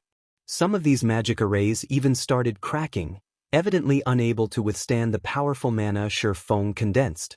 Meanwhile, as if violently stimulated, the 2-fold magic arrays in Shi Feng's eyes completed their transformation into 3-fold magic arrays. Using Holy Devour directly elevated Omniscient Eyes' strength to a whole new level. Crack! Shi Feng suddenly heard a crack coming from the black crystal. However, half a second later, dizziness assaulted his brain. The horrific mana condensed by Holy Devour also instantly dissipated, leaving behind a tattered bar. Several seconds later, his mind started to clear up. He immediately shifted his gaze to the black crystal in his hand. Did it succeed? Shi Feng inspected the black crystal anxiously. This time, the crystal didn't put up any resistance when he tried to read its information. Row after row of text appeared before his eyes. Upon seeing this information, Shi Feng was stunned. An eternal item? This is actually an eternal item? Shi Feng couldn't help doubting his eyes as he read the information before him. World Stone, eternal item. Effect 1, stabilizes the principle of all things. Effect 2, unknown. Effect 3, indestructible object. In God's domain, so long as an item was related to eternity, it was an item of gods. Eternal items were legends among legends. According to rumor, even gods had difficulty obtaining one, and some gods would even fight frantically for one. There were various rumors as to the cause of the Great Ancient War, one of which attributed the war to a struggle for eternal items between ancient gods. It seems I still can't do anything about this situation. Shi Feng smiled bitterly as he looked at the World Stone. He had fought for 10 years in God's domain in his previous life. However, he was well aware that he was still ignorant of plenty of secrets regarding God's domain. God's domain wasn't just a game like the general masses thought it to be. Otherwise, the various international corporations wouldn't go so crazy over it. This eternal item told him that the problem Phoenix Rain faced was extraordinary. It wasn't something a Tier 4 Sword Emperor like himself could look into. After all, even the God-ranked experts in his previous life had great difficulty obtaining such an item. He would most likely have to wait until he reached Tier 5 or even Tier 6 before he could find out more about the situation. Otherwise, he would share the fate of all those missing experts. Read latest chapters at Wuxia World. While Shi Feng was having goosebumps from thinking about the problem Phoenix Rain was involved in, Yulan suddenly contacted him. Where are you now, guild leader? Yulan asked anxiously. The various superpowers members have already started to gather. I'll head over now. Shi Feng smiled and nodded. He decided to shelve Phoenix Rain's matter temporarily. Now, the only thing he needed to do was improve both his and his guild's strength as much as possible. Only by doing so would he have a better chance of handling the various crises plaguing him. After ending the call, Shi Feng stored the World Stone and dropped a bag of gold coins on the table. He then left the Moon Fire Bar. Chapter 2716 God's Domain's Apex Battle Flame Dragon City, War God's Temple. Despite being the size of 3 sports stadiums, the plaza outside the War God's Temple was currently crowded with players. Aside from the various participating superpowers members, a large portion of these players was here as spectators. Everyone quietly waited for the official start of the competition. Quick look, they're about to announce the battlefield. Suddenly, a huge holographic projection appeared in the sky above the War God's Temple. The projection was hundreds of meters wide, and the image displayed was visible even from several miles away. Meanwhile, with the emergence of this holographic projection, excitement surged in both the players and NPCs in Flame Dragon City. It's finally starting. This competition will determine the future direction of the entire God's domain. Many of the various superpowers' hidden experts will reveal themselves. Once you guys enter the arena, make sure to record these experts' data. They're going to become the giants of God's domain in the future. We must make sure we don't accidentally offend any of them. Newbies, listen up. The guild spent a fortune to reserve a VIP viewing room to let you experience this competition as close as possible. Cherish this opportunity and learn as much as you can from those top talents. The various major powers here to spectate the competition spent time instructing their guild talents and newcomers to cherish this viewing opportunity. After all, this was going to be the apex battle of God's domain. Talents? I want to see just how powerful they are. I heard many of the people on the God's domain's experts list would appear. I wonder if we'll get a chance to see a showdown between these experts? The various major powers' talents and newcomers grew excited upon hearing their superiors' words. They all wished they could take part in the competition themselves. The players in Flame Dragon City weren't the only ones paying attention to this competition. Players all over God's domain were also interested. Unfortunately, the people who could directly spectate the battle numbered very few, which had many players gnashing their teeth in frustration. There were only 100 VIP viewing rooms, each capable of accommodating only 100 players. There were also only 10 million normal viewing seats available. Compared to God's domain's player population, this number was insignificant. However, this still wasn't the most frustrating part. Instead, what frustrated players the most was that aside from players, even NPCs could purchase these viewing tickets. According to the War Gods Temple statistics, 20% of the tickets were bought by NPCs, 60% by guilds, and only 20% by independent players. Time passed quickly. Before anyone knew it, the holographic projection above the War Gods Temple revealed the battlefield for the upcoming competition. Displayed on the projection was an ocean with turbulent waves and dark thunderclouds. At a glance, it was evident this wasn't a place players could enter casually. Strewn across this ocean were 18 islands of varying sizes. The small islands were roughly the size of small leveling maps, while the large islands were around 3 times the size of the small islands. A considerable distance separated these islands. With calm seas, a bronze speedboat would take at least 2 hours to travel from one island to another. The appearance of waves and storms could double this travel time. What? It's going to be a naval battle? No, there are quite a few islands on the ocean. Is it an island occupation battle? The players outside the War Gods Temple were surprised by the unveiled battlefield, and heated discussions promptly broke out.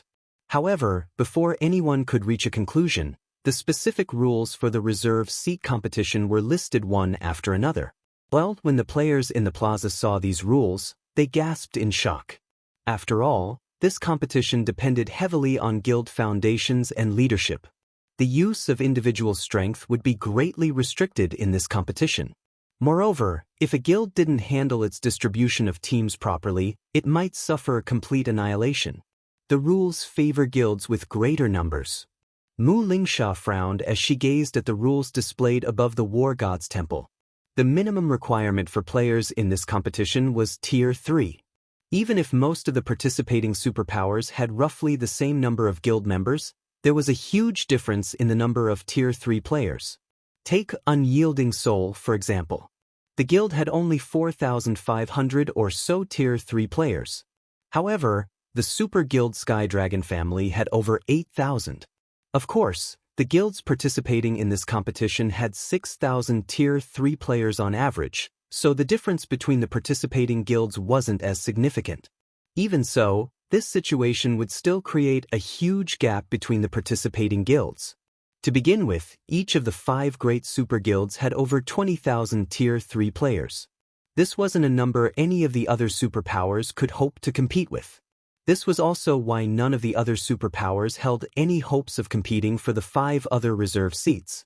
With the revelation of these rules, the gap between the 5 great super guilds and the other participating superpowers became even more significant. For example, the 5 great super guilds could form 21,000-man teams each, whereas the other superpowers couldn't even form 10. And given the random assignment to the various islands, the number of islands the 5 great super guilds could occupy right off the bat would already be several times higher than what the other superpowers could hold. To make matters worse, if a guild couldn't even rank within the top 5 of an island's point ranking, it couldn't leave for other islands to seek greener pastures. These rules are excellent. Miracle's victory is basically sealed now, Cold Shadow said, smiling as she read the competition rules. At this time, Miracle's upper echelon was also ecstatic. After all, Miracle had over 13,000 members participating in the competition this time. As to why the guild could have so many Tier 3 experts, it was thanks entirely to the special tools mythology provided. These tools allowed Tier 2 experts that had trouble with their promotion to overcome the final hurdle. Although these artificially produced Tier 3 experts were lacking in combat standards compared to other Tier 3 experts, they were still bona fide Tier 3 players and much stronger than Tier 2 players. With the addition of these artificial Tier 3 experts, Miracle had the 6th largest player count in this competition. In contrast to Miracle's upper echelon, Seven Wonders and the rest of Frost Heaven's upper echelon currently looked pale. Frost Heaven had only a little over 7,500 members participating. The guild was just barely ranked within the top 10. If not for the competition venue and rules, Frost Heaven could have easily fought for the 6th seat. Now, however, it was evident this wouldn't be possible. Our only choice is to take the risk and form more teams. Otherwise, we won't have a chance of securing a seat, Seven Wonders stated calmly to the elders and grand elders present. That's the only thing we can do. Otherwise, we won't stand a chance against the guilds with greater numbers, Hong Xinyuan said, nodding in agreement. The grand elders and elders present similarly agreed with Seven Wonders' opinion. Since that's the case, I'll start assigning the teams.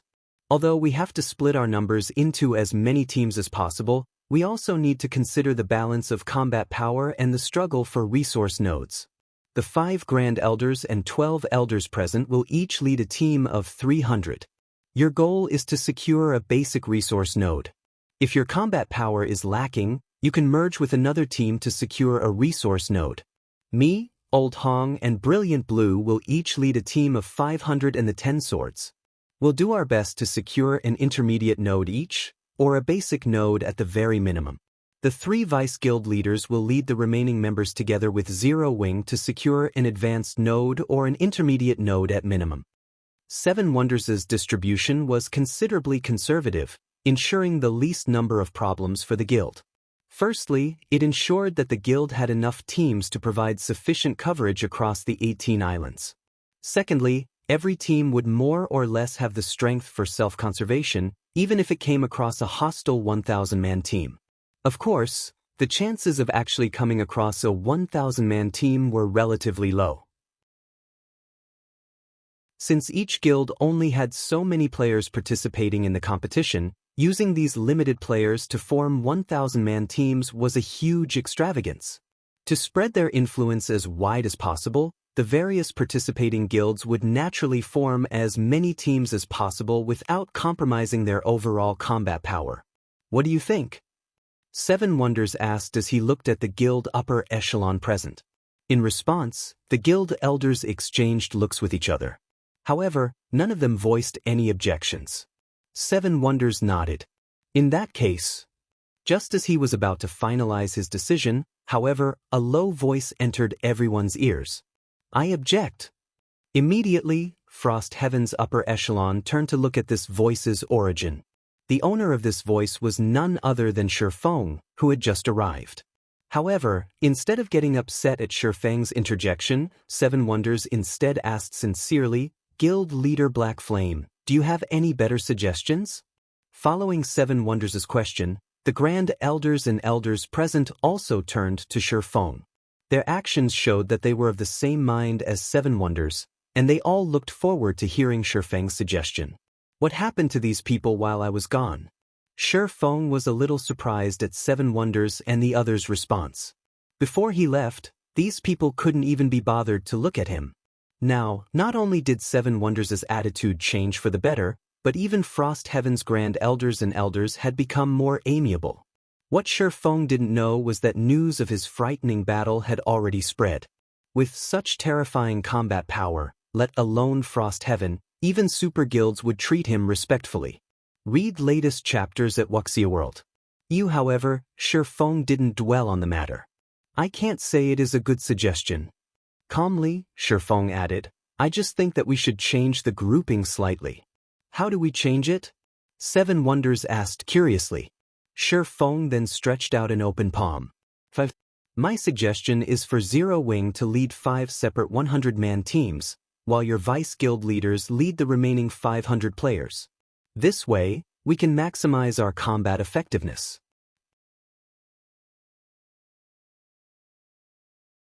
Chapter 27-17, Gambit? 5 separate teams? Frost Heaven's elders gasped involuntarily when they heard Shi Feng's suggestion. They were at a disadvantage in numbers, and even the slightest mistake could put paid to securing the 6th reserve seat. Meanwhile, although Seven Wonders' distribution was conservative, it would allow Frost Heaven to avoid significant problems. However, Shi Feng was now suggesting that they split their numbers into 5 additional teams that met the bare minimum requirement of 100 players. This surpassed aggressive action and bordered on madness. Guild leader Black Flame, isn't this a little too aggressive a maneuver? Mushin couldn't help but worry. At this point, everyone already knew that Shi Feng possessed frightening strength. Even if he led the smallest-sized team, he should still be able to handle most of the problems he encountered. However, the 4 other teams wouldn't have such an assurance. After all, no one else possessed the frightening combat power of Shi Feng. Among Zero Wing's team, the second strongest person was Violet Cloud, and her control over mana was far from comparable to Shi Feng's. This was something Mushin had verified through Violet Cloud's duel with Tiancheng. As for Zero Wing's other members, their average combat standards didn't even reach the Void Realm. While they could still become useful combat power, they couldn't change the tide of battle by themselves. In fact, even Domain Realm experts couldn't do so. This was also why 7 Wonders had decided to have Frost Heaven's Grand Elders and Elders lead 300-man teams at a minimum. At this moment, Mushin wasn't the only person puzzled by Shi Feng's suggestion. Even Yulan and Yen Tianxing couldn't help staring at Shi Feng in confusion. Zero Wing had indeed made great progress recently. The guild's top combatants had even experienced continuous improvements. However, they had yet to reach the standard of peerless experts. Aside from Shi Feng, the only other person who could safely lead a team of 100 players in this situation was Violet Cloud. If they split their forces across 5 teams of 100, a single mistake could lead to a team wipe. After all, this competition wasn't some children's game, nor was it a struggle for just a small part of God's domain. It was a competition for the 12 great guilds' reserve seats. None of the various superpowers would hold back this time. In fact, in this competition, even Void Realm experts would only be foot soldiers. Every participating team would most likely have several or even more than a dozen of such experts assigned to them. And while Domain Realm experts could be considered high-end combatants, even they would have to flee if they went up against 100-man teams without sufficient support. In this competition, only peerless experts could possibly single-handedly turn the tide of a battle. Not to mention, 100-man teams were only the bare minimum in this competition. If Apex experts came across a 500-man team by themselves, even they would most likely suffer. And if they came across 1,000-man teams, only death awaited them. It is indeed a little aggressive. However, this is also our only chance to secure a seat. Shi Feng did not refute Mushin's words. After all, what she said was true. Otherwise, Frost Heaven won't have a single chance at victory. I'm sure you understand this as well. In the past, due to an inadequate foundation, Frost Heaven failed to secure a reserve seat during the first competition. Meanwhile, the start of the island battle was incredibly important. If they couldn't spread their forces across as many islands as possible, they would basically have to write off the competition. There were only 6 reserve seats up for grabs. Ignoring island sizes, they needed to occupy at least 3 islands worth of resource nodes to have a considerable chance of winning. However, fully occupying 3 islands was easier said than done. When Shi Feng finished speaking, Frost Heaven's upper echelon fell silent. After some time had passed, Hong Xinyuan suddenly stepped forward and said, "I also agree with Guild Leader Black Flame's point of view. We are basically gambling on luck if we only have 21 teams. We might as well put up a fight in that case. However, if luck doesn't favor us and one of our 100-man teams gets isolated, the team won't be able to do much either," Brilliant Blue said, shaking his head. A total of 30 guilds were participating in the competition. On average, there would be at least 2 guilds on every island. If one of their 100-man teams had bad luck and got isolated on an island, the team definitely wouldn't have a good outcome. At Brilliant Blue's words, Frost Heaven's members fell silent once more. After giving the matter some thought, 7 Wonders looked at Shi Feng and said, "How about this? I'll agree to form 5 more 100-man teams. However, we will support these 5 teams with only ordinary Tier 3 experts. I'm afraid we cannot afford to assign any peak experts to you." Guild leader? Hong Xinyuan couldn't help but frown at 7 Wonders' words. Although Seven Wonders had agreed to form 5 additional teams, if no peak experts supported these teams, Zero Wings members would basically be walking a tightrope. It wouldn't even be far-fetched to say that Seven Wonders was treating these 5 teams as sacrificial pieces. Of course, Hong Xinyuan could understand Seven Wonders' decision. These 5 teams were a last-ditch effort. They naturally couldn't invest too much combat power in these teams. However, in his opinion, since they were gambling anyway, they might as well add chips to the bet. Old Hong, don't try to persuade me. I've made my decision, Seven Wonders said firmly. I understand. Hong Xinyuan had no choice but to hold his tongue at these words. As Frost Heaven's guild leader, Seven Wonders was the guild's authority. Since Seven Wonders had already decided, Hong Xinyuan would have no way of changing the decision. Guild leader, Zero Wings members aren't familiar with Frost Heaven's members. How about I join them? This way, Guild leader Black Flame can command the teams better, Mushin suggested to Seven Wonders. You'll be the liaison with Zero Wing. Seven Wonders nodded in agreement. Just like Mushin had said, Shi Feng knew nothing about Frost Heaven's members. Without proper understanding, he wouldn't be able to make the best decisions. Meanwhile, as one of Frost Heaven's vice guild leaders, Mushin's understanding of the guild's members was excellent. She was indeed the best candidate for the liaison. Big sis, are you crazy? Kure, who stood beside Mushin, stared at her incredulously. You dare participate in such a gambit? Dying in this competition meant losing 2 levels. For players of their level, losing 2 levels was no laughing matter. After all, they were only one small step away from the crucial level 120 threshold. If they died in this competition, it would severely delay challenging their Tier 4 promotion. Don't worry, my dear little sister. I will follow Guild Leader Black Flame's team. I believe there shouldn't be any problems in that case, Mushin said, chuckling. Beat 2/Beat B11/B Kure was momentarily rendered speechless by Mushin's words. Afterward, Frost Heaven's members split up into different teams according to Seven Wonders' arrangement. Simultaneously, 483 Frost Heaven members were assigned to Shi Feng. As for how Shi Feng would distribute these players, Seven Wonders stayed out of it. Guild leader Black Flame, everyone has arrived, Mushin stated after counting the Frost Heaven members on their side. She then asked curiously, how do you plan on distributing them? I've thought about it already. Chuckling, Shi Feng said, I'll lead a team by myself. Afterward, Gentle Snow, Aqua Rose, Violet Cloud, and Fire Dance will each lead a team. The rest of Zero Wings members will follow Violet Cloud's and Fire Dance's teams. Isn't this? Mushin was momentarily dumbfounded. She had anticipated Violet Cloud leading a team by herself, while the rest of Zero Wings members would be split across the 3 remaining teams. After all, Violet Cloud also possessed a mana domain of her own. Yet, Shi Feng was having Gentle Snow and Aqua Rose lead teams by themselves, instead? At this moment, let alone Mushin, even Yulan, Yan Tianxing Ufei, Alluring Summer, Zhao Yuru, Cola, Shadow Sword, Silent Blade, Turtle Dove, Yi Wumian, Flying Shadow, and Rampant Blade were stunned.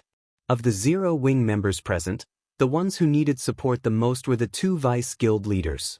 After all, the 2 of them hadn't improved their levels and equipment in the slightest over the past few weeks. Although Gentle Snow's and Aqua Rose's weapons and equipment were still far superior to those of the various superpowers peak experts, the 2 of them were still slightly inferior to Violet Cloud and Fire Dance in combat standard. Not giving them any support was akin to going all in on a gamble. Ignoring everyone's doubts, Shi Feng turned to the 2 people in question and asked, Snow, Aqua, are you fine with this arrangement? No problem. The 2 responded indifferently as if this matter had nothing to do with them. Read latest chapters at Wuxia World. Good. That settles it. Shi Feng did not make any additional explanations. Following this, the various superpowers waited for another hour or so until a loud bell tolled in the War God's Temple, the sound echoing throughout Flame Dragon City. The competition for the 12 Great Guilds reserve seats officially began. Immediately, The participants thronging the War God's Temple's plaza turned into streaks of light and vanished one after another.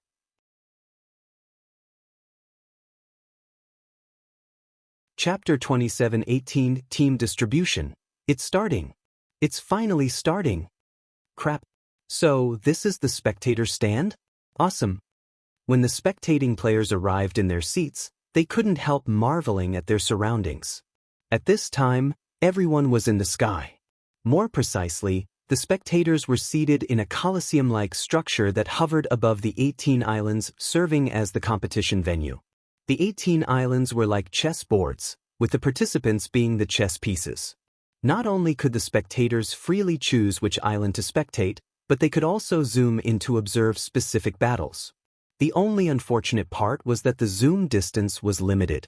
The closest those in the normal seats could get was 30 meters above the islands, too far for detailed observations. Spectators in the VIP viewing rooms, however, could not only spectate the battles as if they were there in person but also have the VIP rooms notify them of any ongoing battles. This function allowed the room occupants to avoid missing out on any exciting battles.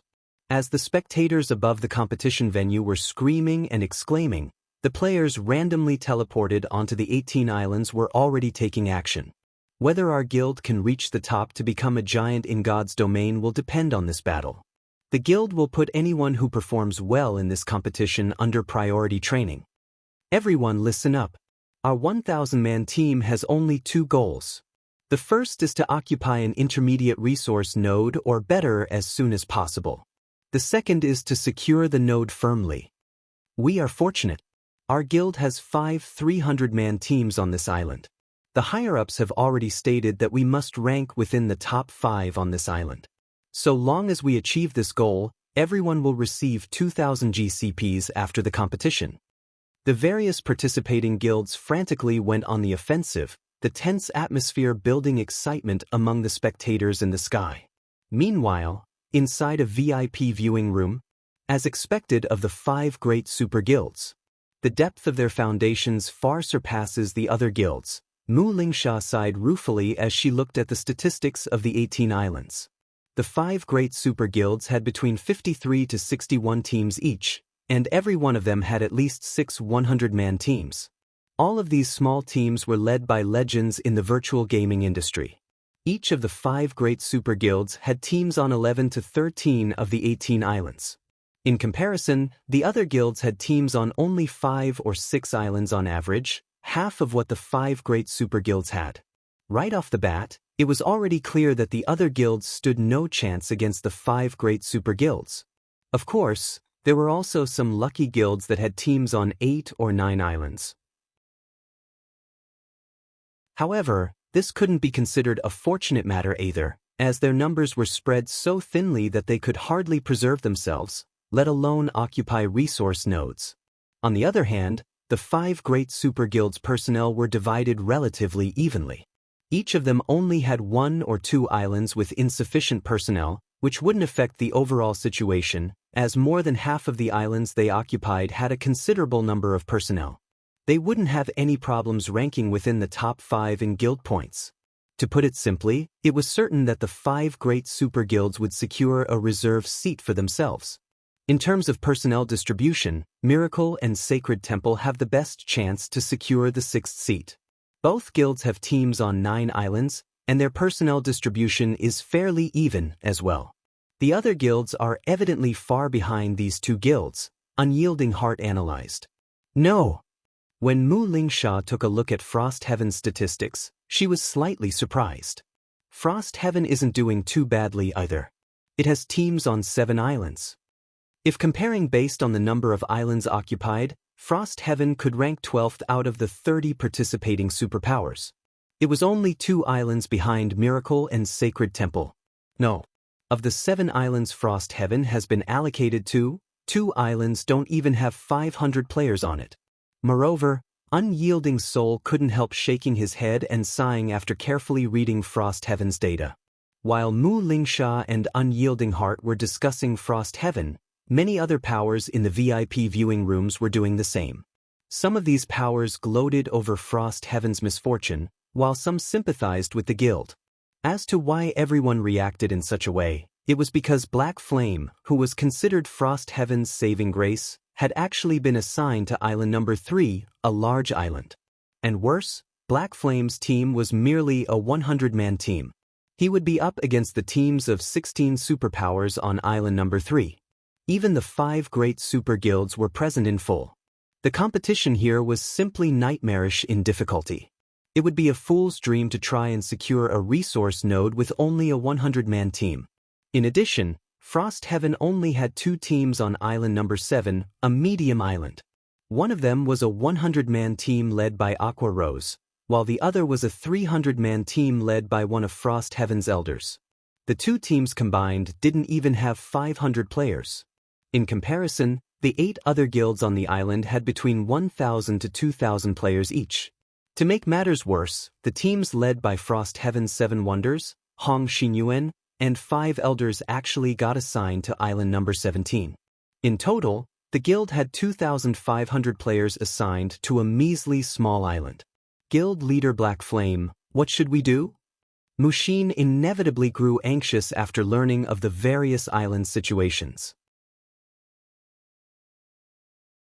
The guild leader's side won't have any problems, but we only have our team and Gentle Snow's 100-man team here. This was undoubtedly the worst possible scenario for Frost Heaven. Initially, they had been hoping for Shi Feng to be sent to a small island. And so long as the number of guild members on that island reached 1,000, occupying 2 resource nodes on that island shouldn't be a problem. 2 resource nodes worth of guild points would be more than enough to propel Frost Heaven to the top 5 rankings of that island. After all, a small island only had 12 resource nodes. With so many guilds competing for the nodes, there wouldn't be enough for each competing guild to secure one. Now, however, Shi Feng had ended up on a large island with only 200 friendly players. In this situation, the most he could do was occupy 1 resource node, which would basically be useless. Moreover, as Shi Feng was foreign aid, he would get only half the points official participants would get. On the other hand, 7 Wonders' side should have no problem occupying 2 resource nodes. In fact, they had too many people for the task. However, securing a 3rd node on the small island would be difficult since a small island had only 12 resource nodes. If Frost Heaven occupied too many, the other superpowers would join hands to target Frost Heaven. This is still a relatively good start, Shi Feng said calmly as he inspected the distribution information. Let's meet up with Snow's team for now. A good start. Mushin fell speechless momentarily. In the current situation, the chances of Frost Heaven securing the 6th reserve seat were incredibly slim. However, what Mushin didn't know was that Shi Feng had hoped to be assigned to a medium or large island. After all, only medium and large islands had advanced resource nodes. As foreign aid, he would receive only half the points of official participants. Hence, securing an advanced node was a must if he wished to have an impact. His random assignment to a large island couldn't be considered bad luck. If he had gotten assigned to a small island, now that would be truly bad luck. Read latest chapters at Wuxia World. During the time Shi Feng's team was converging with Gentle Snow's team, a 1,000-man team was slowly traversing a dense forest on Island number 3. Meanwhile, the cool-headed youth leading the team was currently staring at a 100-man team several hundred yards away, with scorching flames blazing in his eyes. Black Flame, it seems your luck has finally run out. If you have to blame someone, blame yourself for arranging your teams in such a way. Now, I will let you know the consequences of going against me. Excitement filled Thousand Miles' eyes as he looked at Gentle Snow and her team in the distance. Vice Guild Leader Miles, we have already scouted the vicinity. There are no other guilds nearby. A level 118, Tier 3 Ranger reported through the team chat. Good. Thousand Miles grew even more excited at this piece of news. He then announced through the team chat, since no other guilds are nearby, we don't need to be polite. Everyone charge. Let's kill this Vice Guild leader of Zero Wing first and collect some interest. Yes, sir. At Thousand Miles' command, Miracle's members, lurking excitedly in the forest, prepared to ambush Gentle Snow's team. They would make sure that her team had nowhere to bead run. /B.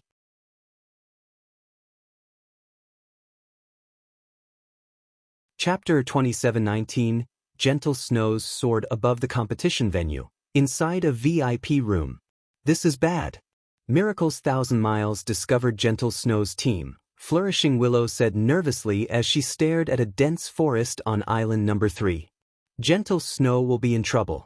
Thousand Miles' team is a 1,000-man team. The experts on Thousand Miles' team are astonishing. I'm afraid there are at least a dozen peak experts and 2 apex experts. Galaxy Past, the Star Alliance's guild leader, also frowned when he saw this situation. As a guild of Star Moon Kingdom, the Star Alliance had frequently clashed with Gentle Snow's Ouroboros during the early stages of the game. In fact, Galaxy Past had even treated Gentle Snow as his rival. Hence, Galaxy Past paid close attention to Zero Wing in this competition. This was especially so for his ex-rival, Gentle Snow. Galaxy Past had even set Gentle Snow as a priority target on the spectator's interface.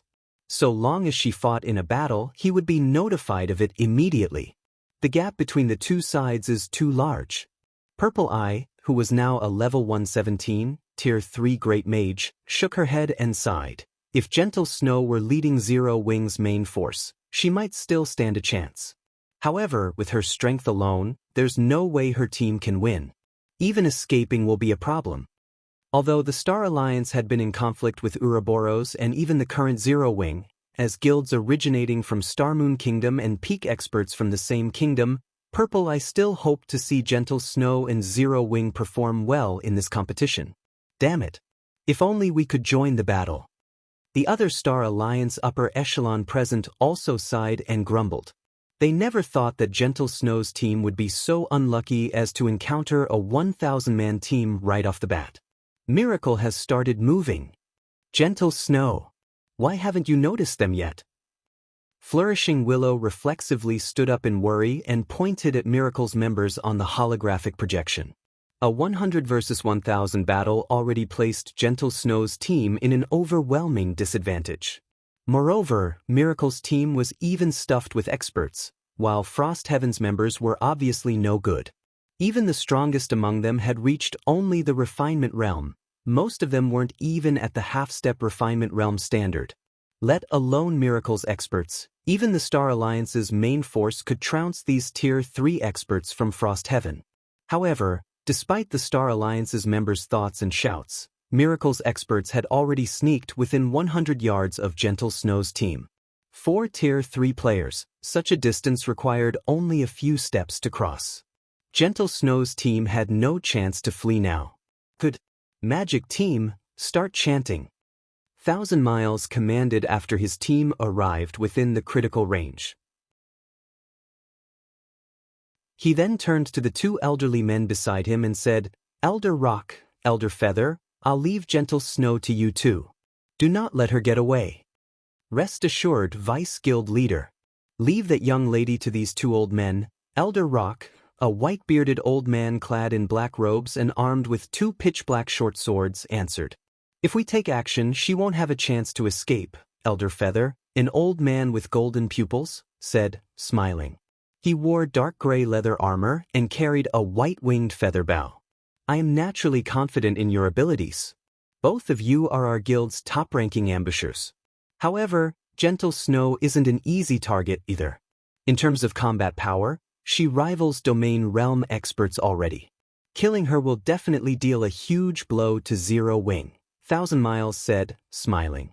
Thousand Miles felt reassured that Elder Rock and Elder Feather were taking action. After all, the 2 elders could hold their ground even against a peerless expert if they worked together. This was why the guild had let these 2 elders join a 1,000-man team. However, he did not wish to repeat his mistakes. He would use everything he had, even to deal with a minor problem. When Thousand Miles finished speaking, the magical class players in the team had also completed the incantations for their spells. "Vice Guild Leader, all preparations are done. We can make them disappear from the island at your command," a level 118, Tier 3 Great Mage reported quietly. "Good." Thousand Miles did not doubt his subordinate's words at all since the 20 magical class players had jointly cast 8 destruction spells. These powerful spells would devastate even level 120 mythic monsters, let alone Tier 3 players. The magical class players on the team grew excited. After all, they rarely had an opportunity to use such high-caliber spells. The bosses in dungeons normally wouldn't give them a chance to cast such spells. Only during siege battles would they have such an opportunity. Now that they could use Gentle Snow's team for target practice, they were naturally more than happy to do so. Immediately, Thousand Miles turned to look at Gentle Snow's team. However, the instant Thousand Miles turned around, his entire body shuddered. Before anyone noticed, Gentle Snow had already appeared before his team's magical class players. The Tier 3 Great Mage that reported to him was even laughing, wholly unaware of Gentle Snow's arrival. Not good. We got discovered. Thousand Miles shouted instinctively. At this moment, Thousand Miles wasn't the only person to have noticed Gentle Snow's sudden appearance. The other Miracle members noticed her too. Only, their minds failed to react to the situation. Gentle Snow, who had used Instant Flash to arrive before her ambushers, had no intention of giving her opponents time to react. She immediately swung the glorious Will replica, which had already been upgraded to the fragmented legendary rank, at the Tier 3 Great Mage leading Miracle's magical class players. Gentle Snow's slash was straightforward, so fast that the Great Mage could only watch as her sword descended. He didn't even have time to dodge using instantaneous movement. The next moment, the Great Mage was cleaved in half, and his HP plummeted straight to 0. What a quick slash. Thousand Miles couldn't help gasping when he saw his subordinate getting killed. The Great Mage in question was a Void Realm expert. Normally, so long as his opponent made any movements, he would instantly sense his opponent's intentions and react appropriately. Moreover, all magical class players possessed skills or spells like instantaneous movement. Hence, in order to finish the Great Mage in one hit, even Domain Realm experts had to launch an attack without the Great Mage's awareness of the situation. However, despite Gentle Snow executing an attack right before the Great Mage's eyes, the latter had actually failed to respond to it. Little girl, you are really courageous. Aren't you afraid of making a one-way trip? Elder Feather sneered as he looked at Gentle Snow. However, despite his confident words, he still observed Gentle Snow cautiously. He then privately whispered to Elder Rock, "It seems this little girl is much stronger than we imagined, Old Rock. I'll try to create an opportunity for you in a moment. Leave it to me." The black-clad Elder Rock also understood that the woman before them shouldn't be underestimated. Immediately, the short swords he held behind his back bloomed with a pitch-black brilliance. As soon as there was an opening, he would use his strongest move to finish off Gentle Snow. However, before Elder Feather and Elder Rock could make their move, Gentle Snow seemed to see through their intentions already. Before the two elderly men realized it, 16 swords of light were flying at them, the abrupt attack catching them off guard. To make matters worse, they actually couldn't perceive the presence of these 16 light swords. Damn it! Immediately, both Elder Feather and Elder Rock used their life-saving skills simultaneously. The next moment, a storm brewed around Elder Feather, who was a Tier 3 ranger, the storm deflecting all attacks around him. As for Elder Rock, who was a Tier 3 assassin, he executed bewildering footwork and instantly split into 6 identical copies of himself. It was impossible to tell the real one from the fakes. After Elder Feather and Elder Rock, Thousand Miles was the quickest to react among the Miracle members present. He raised his Divine Skeleton Shield and Dark Red Battle Axe and charged at Gentle Snow, leaving behind an afterimage. Tier 3 skill, Triple Purgatory Flash. The next moment, Thousand Miles brandished his axe and summoned 3 black crescents that attacked Gentle Snow from 3 different directions. The attack was so fast that even Domain Realm experts had to focus all their attention on it if they wished to dodge or block it. However, Thousand Miles did not see Gentle Snow paying any attention to him. As if he were only an ant by the roadside, she completely ignored his existence. Die! Feeling extremely humiliated by Gentle Snow's attitude, Thousand Miles bellowed in anger. Simultaneously, the 3 black crescents' power also strengthened slightly, enough to shatter space itself. However, Thousand Miles quickly felt despair overwhelm him. Even now, Gentle Snow still ignored him. She merely swung her great sword at the crescent approaching her from the front. Immediately afterward, the black crescent deflected along the greatsword's trajectory and smashed into the two other black crescents. To Thousand Miles' surprise, after the latter two crescents got struck, their courses actually deviated toward himself. How is this possible? Thousand Miles was dumbfounded. Although he wanted to repulse these two black crescents, his body simply couldn't react in time. Boom, boom. Read latest chapters at Wuxia World. Two dull sounds appeared, and Thousand Miles stumbled 2 consecutive steps backward. Each step was accompanied by a significant loss of HP. By the end of the attack, 2 deep cuts had appeared on his armor, and his HP had fallen below 50%. Just when Thousand Miles thought he could catch a breather, he noticed that his surroundings were surprisingly quiet. You guys, what happened? Thousand Miles couldn't help his confusion when he saw his teammates' shocked expressions. However, before Thousand Miles could take in the situation, another black crescent flew across his neck and left behind a black line in space and a flying head.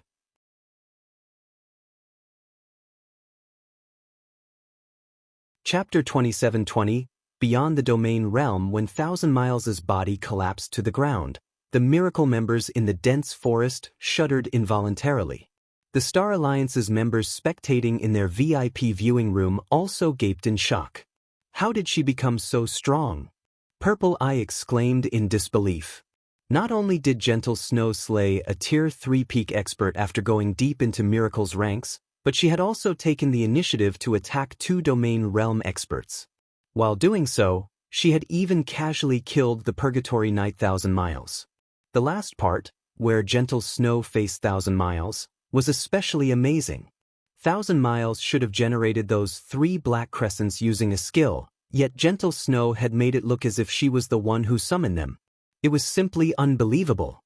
Has the gap between us gotten so big already? Galaxy Past was at a loss for words as he stared at Gentle Snow's figure in the holographic projection. They were both Star Moon Kingdom's top-ranking experts, yet it was now obvious that the actual gap between them was massive. They were already in completely different worlds. Guild leader, I plan to leave Star Moon Kingdom temporarily after this competition. I want to explore other places, Flourishing Willow said. She was similarly shocked by Gentle Snow's strength and felt unreconciled. The gap between them clearly hadn't been so massive before. Both of them were experts ranked in the God's Domain experts list. Now, however, Flourishing Willow doubted she could survive even one move against Gentle Snow. How could she possibly accept this situation? Sure. Galaxy Past did not question Flourishing Willow's decision. On the contrary, he turned to Purple Eye and asked, "How about you take a look outside too? The guild doesn't have many matters to deal with now, and I can handle them by myself." "Thank you, guild leader." Purple Eye nodded while gritting her teeth. "I won't disappoint you." Although the Star Alliance normally mingled in Star Moon Kingdom's neighboring countries as well, compared to Zero Wing, whose members fought all over God's domain, the Star Alliance's chessboard was truly insignificant and laughable. During the time the Star Alliance's members were in shock, the members of Miracle inside the dense forest were likewise stunned. As if they had just encountered a ferocious monster, every one of them stood stock still. One move. Gentle Snow had killed Thousand Miles in just one move. With such strength, she already rivaled peerless experts. Elder Rock and Elder Feather, who had successfully evaded Gentle Snow's attack, were dazed, fear and confusion coloring their faces. Impossible! How can a little girl like you reach such a realm? Elder Rock couldn't help doubting his eyes as he gazed at Gentle Snow. I never thought anyone could reach that realm at such a young age. Am I really getting too old? Elder Feather also turned somewhat silly as he looked at Gentle Snow. They hadn't thought much of it when they saw Gentle Snow kill the Void Realm Great Mage. However, after seeing Gentle Snow kill Thousand Miles, they finally understood what happened. The woman before them wasn't some powerful expert rivaling Domain Realm experts. Instead, she was an existence that had transcended the Domain Realm. When the 2 elderly men looked at the young lady before them, They suddenly felt they had lived their lives in vain. After all, they had racked their brains just to reach the domain realm's upper stage, yet gentle snow was already beyond the domain realm. How could they not despair at this discovery? Even in veteran super guilds, anyone capable of reaching the domain realm's upper stage was generally over 60 years old already. As for the existences that had transcended the domain realm and reached the higher domain realm, they were true old monsters. These existences were the mainstays of the 5 great super guilds. However, during the time Elder Rock and Elder Feather were in a daze, Miracle's other Tier 3 experts regained their senses and suddenly charged at Gentle Snow. Kill. This woman killed Vice Guild leader Miles. We must not let her leave alive. That's right.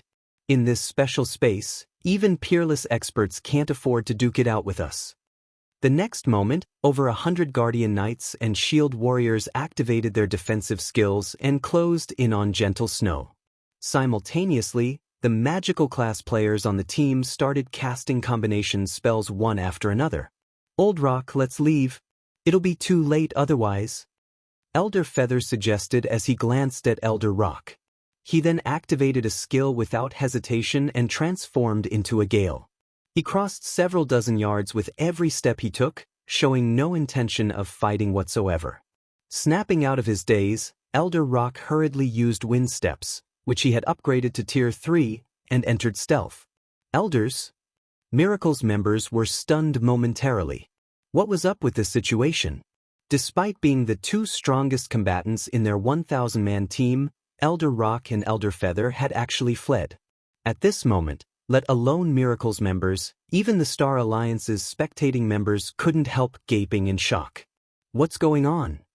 Why are those 2 Apex experts running away?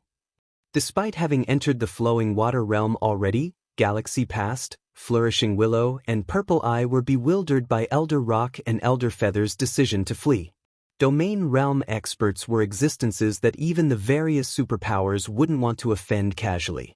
Not to mention, both Elder Rock and Elder Feather had clearly made significant progress in the domain realm already. The 2 of them working together could most likely go up against peerless experts.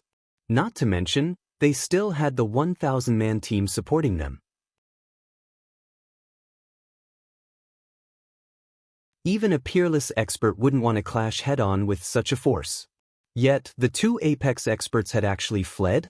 While everyone was bewildered by this situation, Gentle Snow executed a vertical leap, vanishing from sight. When she reappeared, she was standing 50 yards away from her original position.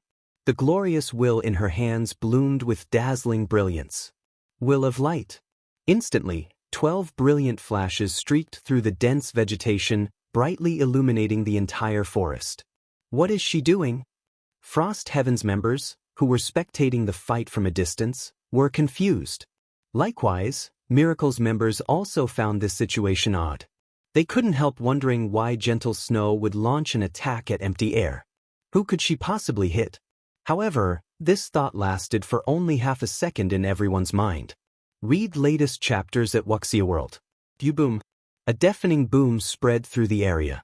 Immediately afterward, web-like cracks formed within the dense forest space and spread up to 300 yards away from the explosion's epicenter.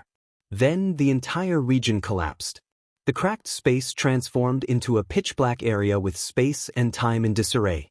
A boundless spatial storm subsequently raged through the area, devouring all of Miracle's members. Even Elder Rock and Elder Feather, who had escaped beforehand, got swept up in this chaotic storm, their HPs draining like running water.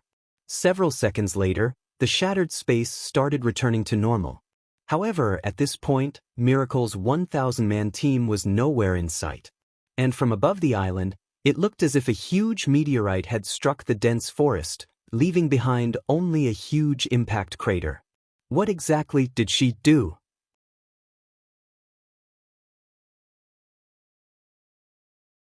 Chapter 27-21, Uproar. Guild Leader, did you see that? Purple Eye goggled in shock as she pointed at the huge crater in the holographic projection. Gentle Snow, how did she do that? Gentle Snow should have destroyed the space in the surrounding area to annihilate Miracle's 1,000-man team, Galaxy Past answered calmly. No. I know that, but I'm not referring to that, Purple Eye said, shaking her head. She then turned to Galaxy Past and continued, I'm talking about Gentle Snow's 12 consecutive slashes. She actually stacked the power of those 12 slashes. It was challenging to combine the power of multiple sources.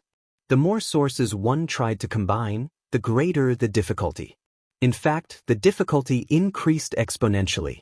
Even Apex experts who had reached the domain realm could, at best, combine the power of 6 attacks. Yet now, Gentle Snow had actually combined 12 attacks into one. Moreover, she had accomplished this feat while wielding a greatsword. This was no longer a matter of strength. Such a feat should be impossible for humans. Gentle Snow was a genius of their generation. They had also entered God's domain at the same time. Even if Gentle Snow had made rapid progress, reaching such a level should be possible for her. At this point, she couldn't even be considered human anymore. She was a monster in human skin.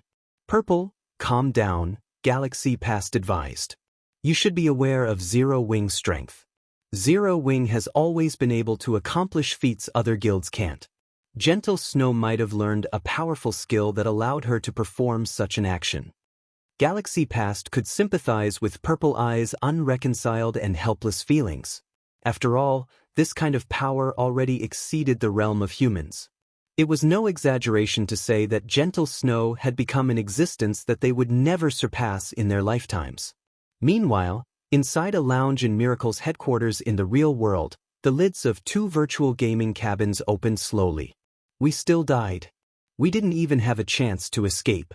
With this, we'll have to wait even longer before we can start our Tier 4 promotions, Elder Rock grumbled as he sat up in his gaming cabin, a bitter smile forming on his face. We are lucky. If this were the preliminaries, we would have lost 5 levels. Elder Feather frowned as he sat up in his cabin. A hint of awe appearing in his eyes, he continued, Truly, that kind of monster isn't something we can go up against. She actually destroyed the entire space to prevent us from escaping. Even short-duration invulnerability skills are useless against that kind of attack. 1,000 Miles truly screwed us over. His information is absurdly inaccurate, Elder Rock snarled. In hindsight, that little girl is the real monster, not Black Flame. However, it's fortunate we came across her so soon. There is still time to salvage the situation, Elder Feather said, smiling. What do you mean, Old Feather?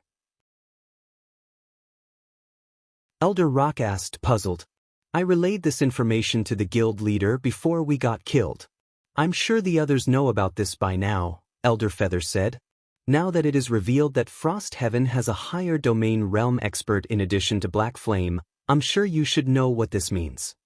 Are you saying the guild leader will relay this information to the other superpowers? Elder Rock couldn't help growing a little excited. That was a higher domain realm expert they were talking about. On Island number 3, there was no way Black Flame could cause an upset by himself. However, it would be a different story if a higher domain realm expert were added to the equation. Zero Wing might actually be able to secure 2 resource nodes and become the 6th-ranked guild on Island number 3.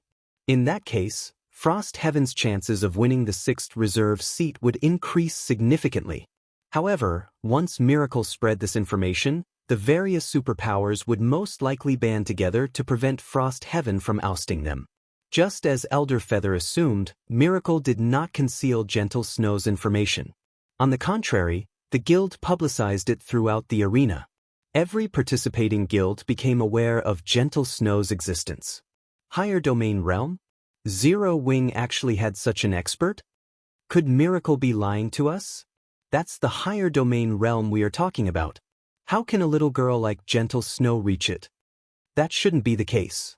According to our members on Island number 3, Gentle Snow did indeed clash with one of Miracle's 1,000-man teams.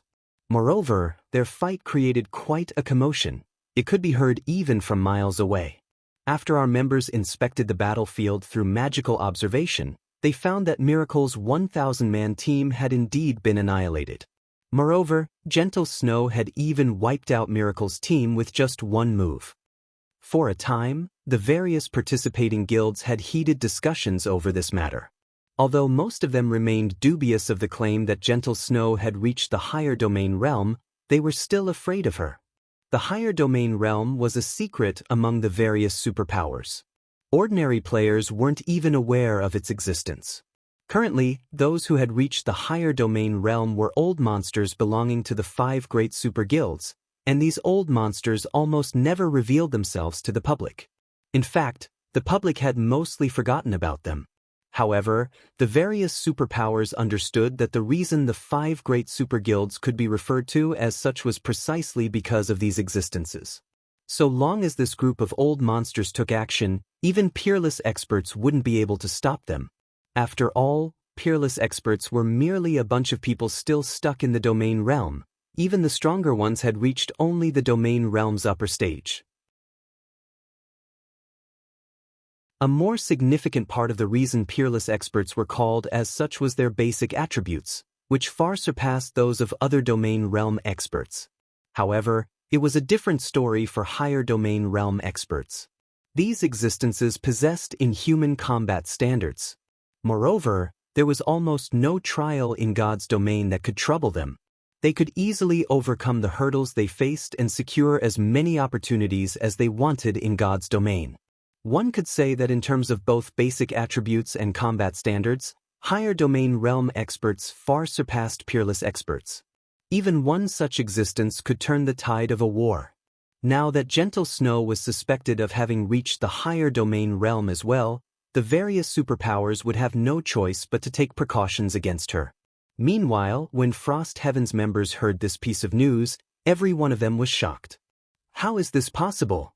That Vice Guild leader from Zero Wing is actually in the higher domain realm. Brilliant Blue felt like he was dreaming when he read his subordinate's report. He simply couldn't bring himself to believe it. This was the higher domain realm they were talking about. However, at this time, the various participating superpowers were all talking about this matter.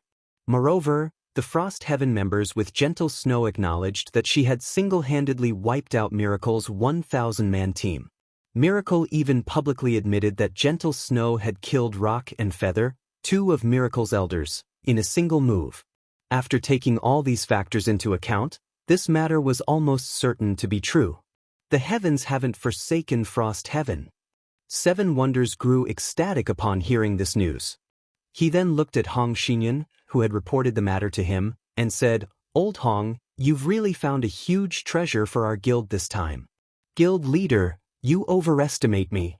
Hong Xinyan shook his head with a smile.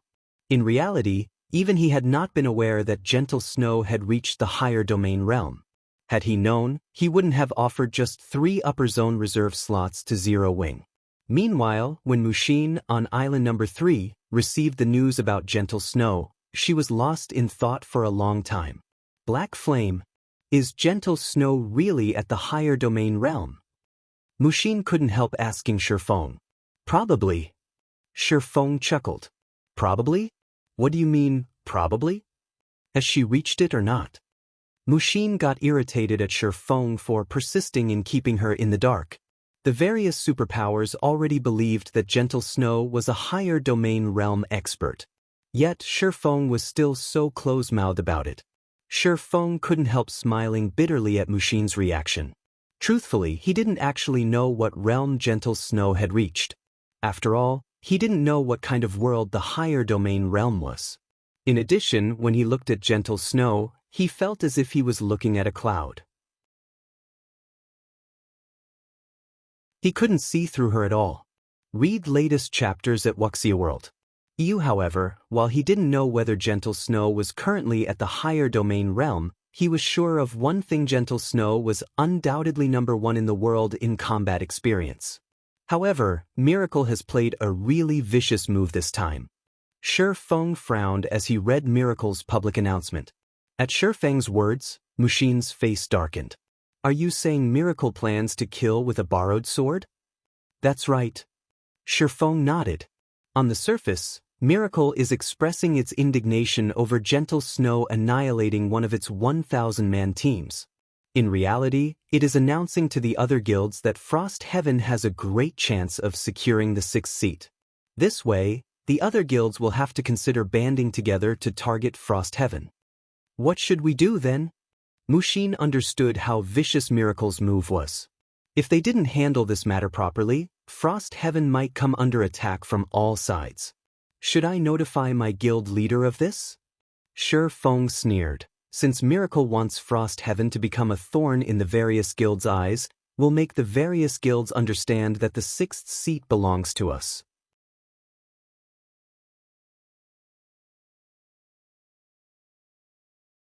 Chapter 27-22, No Regrets, Have the Various Guilds Acknowledge Us? Mushin revealed a wry smile when she heard Shi Feng's words. But out of the 6 reserve seats available, only 1 is obtainable. How can the other guilds possibly give up on it? There are 6 reserve seats up for grabs, yet the various guilds have given up on 5 of them. Why do you think that's the case? Shi Feng responded with a question of his own. Isn't that obvious? It's because the 5 great super guilds are too strong. There's no way the other guilds can compete with them, Mushin answered, failing to understand why Shi Feng asked such a question. Who the owners of 5 of the 6 reserve seats were was common knowledge for everyone. Otherwise, the various guilds wouldn't be competing so desperately for the 6th seat, with some guilds even risking everything they had. That's right. It is because those 5 super guilds are sufficiently strong, Shi Feng said, nodding. Hence, those guilds don't dare compete with them. Do you mean to make the various guilds deem us too strong to provoke? That's impossible, Mushin said, shaking her head. She felt that Shi Feng was building castles in the air. Frost Heaven doesn't have that kind of strength right now. Indeed. Frost Heaven doesn't have the necessary strength right now, Shi Feng said unceremoniously. That's why we need to go crazy, so crazy that the other guilds become afraid of us. Only by doing so do we stand a chance of victory. They couldn't afford to act defensively. And even if they did, they wouldn't be able to protect anything in a situation where every other guild, aside from the 5 great super guilds, were Frost Heaven's enemies. Even Shi Feng couldn't turn the tide of battle. After all, this was a competition for resource nodes, not a contest of strength. Even if he occupied every resource node on an island, there were still 17 other islands. Frost Heaven would still lose. Not to mention, occupying an entire island would be a challenge even for him. The size of island number 3 was like a level 100 neutral map. If the various guilds players hid from him, he would have great difficulty locating them, regardless of his mana domain. Moreover, every participating player was a tier 3 expert. When not subjected to any debuffs, they could run very fast. In addition, he would have to occupy the many resource nodes on the island while also ensuring their safety. How do we do that? Even if we go crazy, we still need a target. Mushin understood what Shi Feng was saying. However, she found it truly hard to imagine how they could make the various guilds fear them and actively give up on competing with them. Of course, we have one. Smiling, Shi Feng added, and it's even ready-made. Are you talking about Miracle? Shaking her head, Mushin argued, although Miracle has used a trick to deal with us, even if we annihilate Miracle, I'm afraid the other guilds still won't rest. No, not Miracle. How can Miracle possibly be qualified for such a role? Shi Feng smiled while shaking his head. Didn't you already mention which guilds the other guilds don't dare to offend? Mushin gasped involuntarily when she heard Shi Feng's words. Are you saying, that's right, the 5 great super guilds? Shi Feng nodded. Of course, we won't have to target all 5 of them. Going for mythology should be more than enough. In his previous life, Miracle had relied on mythology to secure one of the reserve seats during the first official competition. Since he was already going against Miracle in this life, it was only a matter of time before he had to deal with mythology. In that case, he might as well strike first to gain an advantage. Isn't this a little too crazy? That's one of the 5 great super guilds we are talking about. Mushin couldn't help feeling a little afraid at the mention of making an enemy out of one of the 5 great super guilds. The 5 great super guilds were like the sun in the virtual gaming industry. While most guilds might declare their intent to surpass the 5 great super guilds, it was another thing altogether to actually fight one. For the various superpowers, the stronger they grew, the more fearful of the 5 great super guilds they became. After all, the depth of the 5 great super guilds' foundations was simply unfathomable. This isn't madness.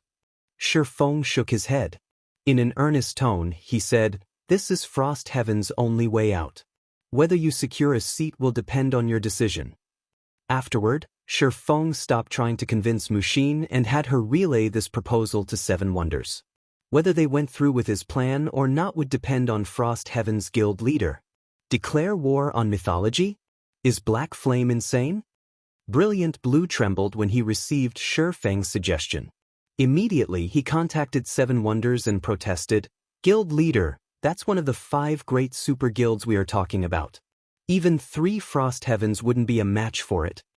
"I understand." 7 Wonders also wore a gloomy face. Helplessly he said, "However, we only have 2 options if we wish to secure a reserve seat. One is to fight the numerous participating guilds, and the other is to fight mythology. There are no other options." Miracle's ploy was simply too vicious. If Frost Heaven went up against the various superpowers, it wouldn't stand a chance whatsoever. After all, in this scenario, Frost Heaven would lose the initiative to attack other guilds, constrained to defending its territories. However, how could it possibly defend against so many guilds with its limited numbers? Frost Heaven's only other option was to attack mythology. If Frost Heaven succeeded in causing mythology to suffer even a minor setback, it would still be of great help to Frost Heaven in securing the 6th reserve seat. Meanwhile, after 7 Wonders finished speaking, Brilliant Blue also sank into deep thought. "We have only one choice now." Looking at Brilliant Blue's face on his screen, 7 Wonders asked, "Do we fight or not?" "Guild leader, even if I wish to fight, how do we go about it? That's mythology we are talking about." "We stand no chance whatsoever," Brilliant Blue said with a bitter smile. The island number 11 he was assigned to had only 3 teams from Frost Heaven, his own 500-man team, a 300-man team led by an elder, and Violet Cloud's 100-man team for a total of 900 players. On the other hand, mythology had a total of 2,600 members on island number 11. Moreover, the person leading this force was the divine spear demon Rex, the commander of mythology's trump card legion and a legendary figure even in mythology. "Do you think the other islands have a chance of winning?" 7 Wonders rolled his eyes at Brilliant Blue. Mythology's members were distributed very evenly. Any island it had a presence on had at least 2,000 mythology members. And of the 7 islands Frost Heaven's teams were assigned to, only island number 17 did not have mythology's presence. However, you don't need to hurry. Group up with Zero Wings members first before taking action, 7 Wonders said. "I understand. Even if I have to put my life on the line, I will make mythology suffer." Brilliant Blue did not oppose 7 Wonders' decision. This upcoming battle would decide whether Frost Heaven would rise or fall. Afterward, 7 Wonders relayed his command to the Frost Heaven members on the other islands. In 2 hours, they would launch a simultaneous assault on mythology's resource nodes on Frost Heaven's 6 islands. As Frost Heaven's members waited quietly for their fateful moment, fierce battles occurred one after another on the various islands. The savage clash between superpowers thoroughly dumbfounded the spectating major powers. They never thought that the foundations of these superpowers would be so astonishing. If not for this competition, none of them would even suspect that the various superpowers' younger generation had already developed to such a frightening extent. Not only had many of these younger generation talents reached the Void Realm already, but some had even reached the Domain Realm. Given enough time, these Domain Realm youths would definitely become leading lights in God's domain. Shortly after the first bout of battles, the various resource nodes also fell under the ownership of players.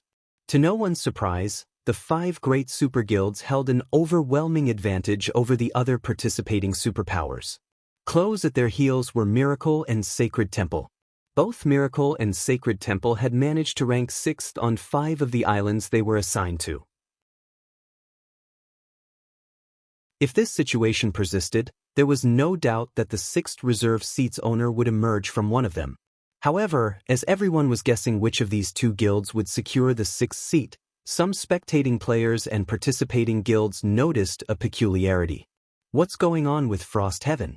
They're not even trying to compete for resource nodes. I know, right? Aside from ranking 5th on island number 17, they haven't taken any action on the 6 other islands. They're not giving up, are they? Have they gotten scared? Many of the participating guilds laughed at Frost Heaven's performance. Initially, Frost Heaven should have had a high chance of winning because of the dark horse known as Zero Wing. However, it was also because of Zero Wing's existence that Frost Heaven did not dare compete with the various superpowers lest it be ganged upon. Vice Guild Leader, do you think Frost Heaven will give up just like that? When White Feather read the summary on the battle situation, she couldn't help growing curious about Frost Heaven's behavior. It's not impossible. Miracle's ploy is truly vicious. So long as Frost Heaven dares make a move, every other guild will target it. Smiling faintly, Cold Shadow said, "What a pity. If Frost Heaven hadn't invited Zero Wing, it might have had a chance to fight for the 6th seat. Now it has no chance at all." Read latest chapters at Wuxia World. EU at this moment, Cold Shadow wasn't the only person who thought that Frost Heaven had given up.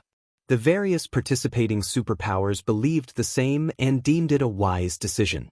After all, if Frost Heaven chose to fight, it would only end up getting annihilated. Conserving its strength to fight next year was undoubtedly the better choice.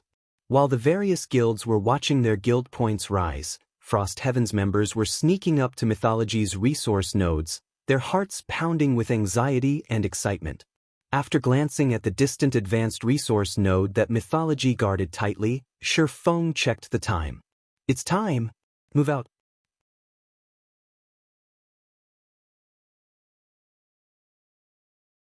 Chapter 27-23. Arena shaken. The scorching sun was high up in the sky, and the sea breeze blowing through the islands was calm. The embers of war on the various islands were weakening. At this point, aside from attacking and occupying more resource nodes, what was more important for the participating superpowers was defending their resource nodes. Hence, any guild that had secured resource nodes would be able to allocate only a small portion of their manpower to fight for more resource nodes. Due to this reason, the balance between the guilds stabilized. At this rate, the struggle for the 6th seat should be between Miracle and Sacred Temple. A hint of envy flashed in Mu Lingsha's eyes when she saw the various islands' resource node distribution data. Although the winners of this competition wouldn't join the ranks of the 12 great guilds and couldn't garrison an entire empire, the reserve seats still allowed guilds to garrison the cities of an empire. In addition, reserve guilds could also garrison powerful kingdoms and be worshipped by the kingdom. At that time, they could directly influence the development of the kingdom. In fact, reserve guilds could initiate kingdom wars to plunder the resources of other countries and expand their own kingdom's territory and resources.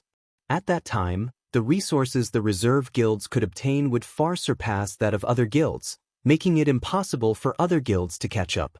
All the other guilds would be able to do was watch as the reserve guilds grew stronger by the day. However, Frost Heaven is behaving really strangely. Unyielding Heart studied the battlefield's stabilizing situation in puzzlement. Frost Heaven clearly had a chance to secure the 6th seat before. There's no reason for it not to put up a fight. After all, the various guilds banding together is only a possibility. So long as Frost Heaven doesn't behave too aggressively right off the bat, I'm sure those guilds won't deliberately join hands. At most, they will come to a tacit understanding to contain Frost Heaven. Frost Heaven has already missed its chance. Even if it tries to fight now, it doesn't have a ghost of a chance of winning, Mu Lingsha countered, shaking her head. Now that the situation between the guilds was stabilizing, Frost Heaven would have difficulty snatching resource nodes. And if it really started snatching resource nodes, the various guilds would definitely gang up on it. This was because the various guilds all understood one thing. Every one of them would secretly cooperate with this tacit understanding. And the result of such thinking would be that the various guilds really would act on their thoughts, annihilate Frost Heaven, and fight over Frost Heaven's resource nodes. Hence, Frost Heaven truly did not have any chance of winning anymore. During Mu Lingsha and Unyielding Heart's conversation, their spectator interface suddenly sent them a notification. Ah! Black Flame is taking action. Mu Lingsha quickly redirected the interface to Island Number 3 and focused on Shi Feng, whom she had set as a priority target beforehand. Black Flame's moving at this time? What is he thinking? Unyielding Heart stared in confusion at Shi Feng, who was hiding in a forest, together with his team. It was pointless for Zero Wing to appear and compete for resource nodes at this point. Currently, out of the 18 islands, Frost Heaven occupied resource nodes on only island number 17. It hadn't claimed a single resource node on the other islands. Even if Zero Wing managed to secure 2 resource nodes on island number 3 and became the 6th-ranked guild there, it still wouldn't get Frost Heaven out of its rut. Wait, that's not right. Mu Lingsha gaped in shock when she saw the advanced resource node Shi Feng's team was charging at, her eyes wide with confusion and surprise. His goal seems to be mythology's advanced resource node. Unyielding Heart was similarly stunned by this situation. How dare he? That was mythology they were talking about. Mythology was one of the 5 great super guilds and an existence the various superpowers dreaded, yet Shi Feng was taking the initiative to provoke it. However, before Mu Lingsha and Unyielding Soul could recover from their shock, another notification appeared on their spectator interface, followed by a small image at the bottom of the screen. Is Zero Wing planning to wage war on mythology?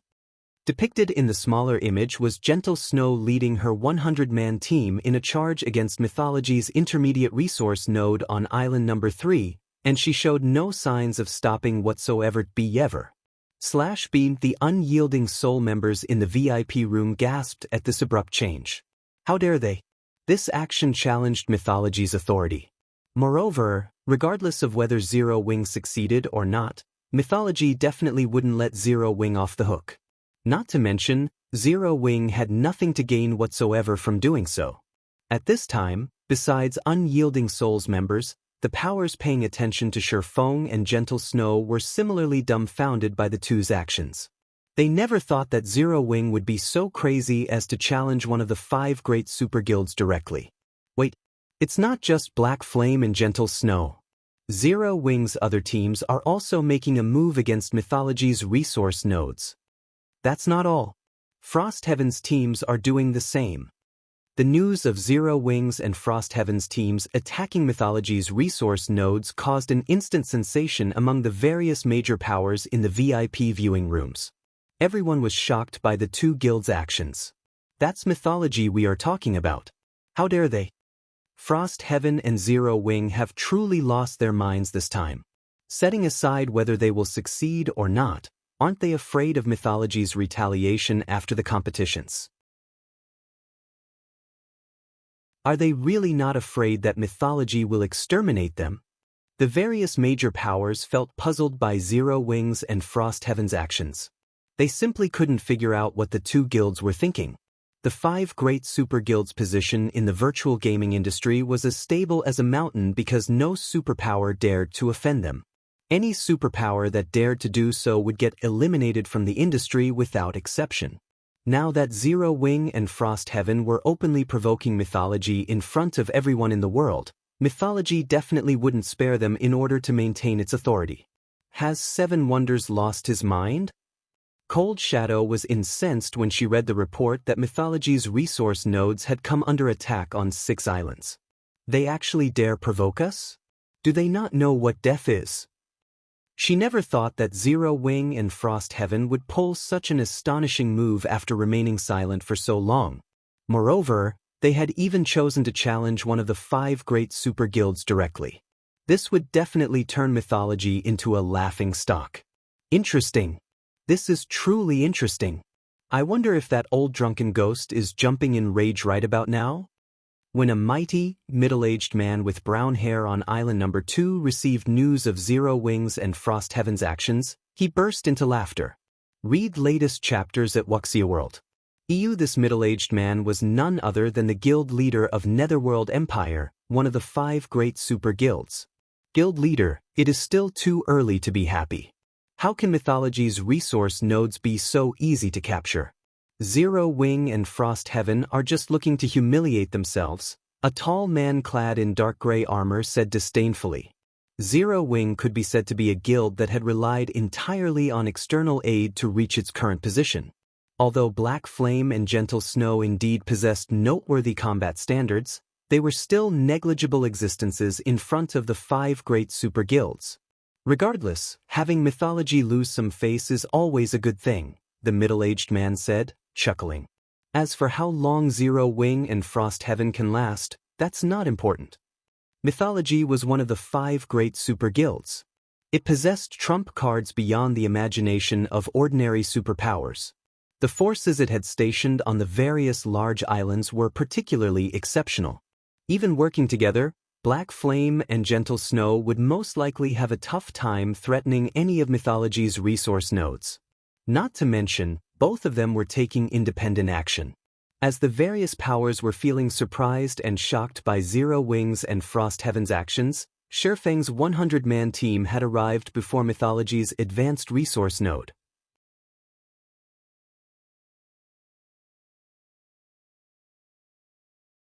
Chapter 27-24, A Gap Beyond Imagination. It's starting. I wonder if Black Flame can snatch that advanced resource node? As I see it, with his mana domain, Black Flame should fear group battles the least. However, mythology's side isn't filled with pushovers either. The one leading the defense of that advanced resource node is the Silver Ghost, Prosciutto. The legion under him is amazing. I heard they killed a level 110 superior mythic-ranked world boss some time ago. The feat sent waves across the entire Western continent. Crap, they're that strong? In that case, Black Flame is really in danger. I heard that superior mythics all possess mana domains. Combined with their frightening basic attributes, it shouldn't be possible for players to defeat them. Everyone in the arena paid close attention to Shi Feng's 100-man team. It was no exaggeration to say that nobody present wished to miss out on this earth-shattering battle. Many of the major powers in the VIP viewing rooms had even stopped paying attention to the other battlefields and focused solely on Shi Feng's 100-man team. At this time, as if long prepared for this, mythology's members summoned a magic barrier as soon as Shi Feng's team arrived. The barrier covered a 500-yard radius, thoroughly enveloping the advanced resource node and Shi Feng's team. Under the magic barrier's oppressive power, not only did everyone on Shi Feng's team feel their bodies growing heavier, but even their basic attributes started falling rapidly. This is an advanced magic barrier? Mushin was shocked when she saw how much her basic attributes had fallen. How is this possible? Advanced magic barriers were incredibly rare in God's domain. Just one set of magic array scrolls for an advanced magic barrier was worth a fortune. However, as the current competition prohibited the use of magic tools, players could only rely on themselves to erect magic barriers. There were strict requirements for players to use magic barriers without any external aid. Just casting an intermediate magic array required 100 players. Moreover, of these 100 players, 20 of them needed to be at the intermediate magician standard and 5 at the advanced magician standard. Otherwise, the magic array wouldn't operate. If intermediate magic arrays had such stringent requirements, one could easily imagine the requirements needed to summon an advanced magic array. Nevertheless, mythology's team had actually summoned one. This was simply unbelievable. Meanwhile, an advanced magic barrier was capable of suppressing even mythic monsters. Needless to say, it would have a tremendous effect on Tier 3 players. At this time, Frost Heaven's members all wore pale expressions on their faces. They weren't even peak experts in the guild, to begin with. Compared to the various superpowers teams, their basic attributes could only be considered average. Now that the magic barrier had reduced their basic attributes by 30%, how were they supposed to fight? So, this is mythology's foundation? Amazing! With this, even if Black Flame summons his mana domain, he will still have difficulty resisting the magic array's suppression. The audience gasped when they saw mythology's advanced magic barrier.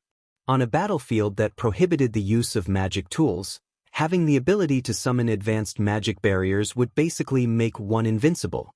Of course, a magic barrier summoned entirely through the effort of players wasn't unbeatable. The greatest flaw of such a magic barrier was the immense burden on the caster's mana. If the players supporting the barrier did not replenish their mana, they wouldn't last more than 10 minutes. However, on this battlefield, 10 minutes were more than enough to decide the outcome. While everyone was marveling at Mythology's capabilities, 100 players walked out of the advanced resource node. The person in the lead was a silver-haired young man with an amiable expression on his face. However, everyone present was aware that this friendly youth was also known as the Silver Ghost, one of the leaders of Mythology's younger generation. Guild leader Black Flame, we meet again, Prosciutto greeted Shi Feng in an indescribably calm voice. He showed no eagerness for a showdown at all. Instead, he behaved as if he was chatting about family affairs. At Prosciutto's words, Mushin looked at Shi Feng in surprise. Prosciutto was a big celebrity in God's domain. He had risen to the position of vice commander in Mythology's trump card legion at a young age and was the designated successor of the legion's monstrous commander. You know him? Mitchum. We've met once on the Western continent. Shi Feng nodded in response to Mushin's curiosity and surprise. There was no point in hiding the matter. After all, he had caused quite a huge scene in the Starlight Fortress, and most of the Western continent's superpowers probably knew about his clash with Mythology already. You really are heartless with your words, Guild leader Black Flame, Prosciutto sighed. The fight in the Starlight Fortress is the only humiliation I've suffered ever since entering Mythology. My memory of that fight is still fresh, yet you don't take it seriously at all. Humiliation. Smiling, Shi Feng said, that's hyperbole, right? Your Eminence only failed to have your way. No. It is already a humiliation for me, Prosciutto disagreed, shaking his head. Earnestly, he continued, previously I stated that we would meet again. Only, our reunion happened much sooner than I expected. Although I still don't think the time is right, allow me to repay some of the humiliation I suffered before. As soon as Prosciutto finished speaking, the 100 Tier 3 experts behind him promptly released their auras. It immediately felt as if a demon god had descended onto the battlefield. Of the group of 100, over 30 peak experts exuded auras rivaling that of mythic monsters. The Frost Heaven members nearly collapsed to the ground under this pressure. This is in advanced combat array. Over 30 peak experts with strength rivaling mythic monsters? No. This must be an illusion. How can there be such a large gap between our guilds? At this time, the Frost Heaven members on Shi Feng's team weren't the only ones suffering a mental breakdown. Even the various major powers in the VIP viewing rooms were dumbfounded, despair flooding their hearts. Sure enough, the gap is much bigger than we thought. Unyielding Heart smiled bitterly as he looked at Mythology's 100-man team. This was the 5 great super guilds' strength. The world had always regarded the various superpowers' existence as second only to the 5 great super guilds.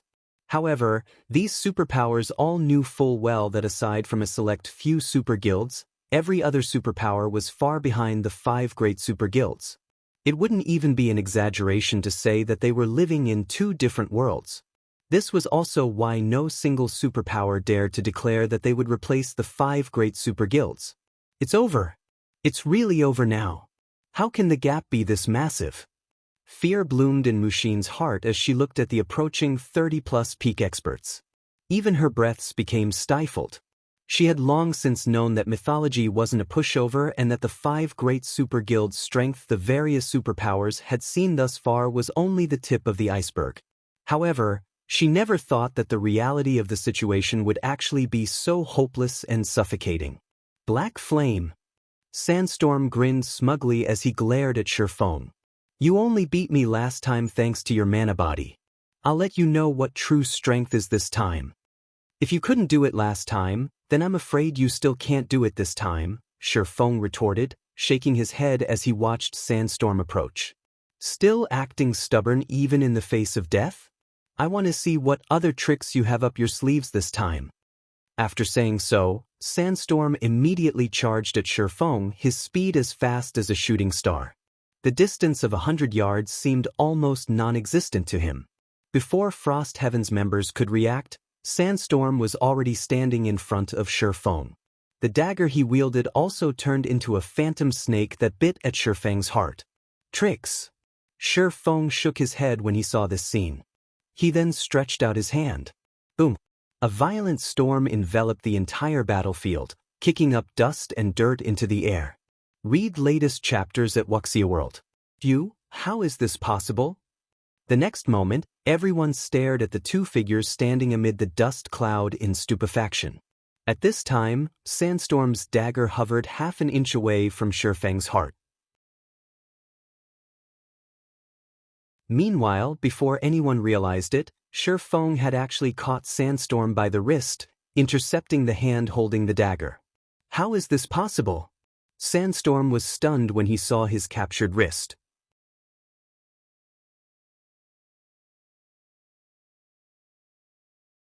Chapter 27-25, Warm-up over? How did he do it? That other guy's power is comparable to mythic monsters. Yet, Black Flame actually received the attack directly? Black Flame should be under the magic barrier's suppression now, right? So, this is Black Flame's true strength? After a moment of silence, the audience in the arena instantly broke into an uproar, never having expected things to turn around so quickly. When mythology revealed its frightening combat power, almost everyone believed that this fuss caused by Zero Wing and Frost Heaven was over. Yet, it turned out that Zero Wing still had the strength to contend against mythology. How could anyone not entertain expectations in this situation? After all, far too few people in God's domain dared challenge the 5 great super guilds. Regardless of the outcome, after this challenge to mythology in this competition, Black Flame's name would become known to everyone in God's domain. However, unlike the spectating players, the mythology members at the advanced resource node showed no signs of surprise. This was especially true for the 100 players forming the battle array. Sandstorm is too reckless. The vice commander previously warned him that Black Flame isn't a simple opponent, yet he actually charged into battle all by himself without a word. Foolish. He is truly foolish. He actually ignored the vice commander's words. He's going to turn us into a laughing stock for the other superpowers. The 30-plus Void Realm experts from mythology did not feel a shred of pity for Sandstorm, only anger that he had allowed himself to get caught. Their vice commander Prosciutto had gone to great lengths to create a scenario presenting mythology as an existence that should never be provoked. Now, Sandstorm had single-handedly ruined this scenario. Sandstorm, come back. Stop shaming yourself in front of guild leader Black Flame, Prosciutto said, sighing as he looked at Sandstorm and his dumbfounded expression. At Prosciutto's words, Sandstorm snapped out of his daze, and his expression turned unprecedentedly grim and fearful. His hands even started trembling slightly. I can't disappoint the vice commander. You must die. Only if you die can I wash away my shame. Sandstorm turned to Shi Feng, a hint of fear and madness in his eyes as he looked at Shi Feng. However, the fear he felt wasn't because of Shi Feng but Prosciutto. Immediately, Shi Feng felt the power resisting his hand strengthening. Before Shi Feng could react, Sandstorm disappeared from where he stood and reappeared in midair with crimson runes covering his body. In addition, Sandstorm's body also underwent several physical changes. Not only did his body enlarge, but 2 black horns also grew out from his forehead. He also gained a pair of pitch-black, feathered wings and a scaly tail. The frightening aura he now exuded had Frost Heaven's Tier 3 experts shuddering involuntarily. What did he do? Doesn't the competition venue prevent the use of berserk skills? A hint of fear appeared in Mushin's eyes as she gazed at Sandstorm hovering in midair. Compared to his previous self, the current Sandstorm was like a completely different person. Not only did his aura intensify, but even his life rating had received a significant improvement. No, it's not a berserk skill. He's just reverting to his original form, Shi Feng said, shaking his head. Even he was a little surprised when he saw Sandstorm's transformation. Mythology truly is amazing. To think they actually managed to get their hands on the demi-dragon bloodline. Someone among them even managed to endure the bloodline's violent power. In God's domain, aside from bloodlines that increased a player's life rating, there were special bloodlines that functioned differently. One such example was the violent demi-dragon bloodline, which could raise a player's life rating to the archaic species standard, granting players a much greater improvement than ordinary bloodlines. However, this bloodline had a drawback. Due to the demi-dragon bloodline's overly violent power, players paid a heavy price to use whenever a player activated their demi-dragon bloodline. They would be subjected to unimaginable pain beyond the tolerance of ordinary humans. Hence, very few people were willing to accept such bloodlines. Shi Feng never thought that Sandstorm would manage to not only assimilate the demi-dragon bloodline but also endure its violent power. You must be crazy. Wuxia was exasperated to see Shi Feng marveling at Sandstorm's strength. The strength of his aura has more than doubled. I even suspect he has already reached the Tier 4 standard in terms of the strength attribute. Yet, you still have the time to admire his strength? That's right.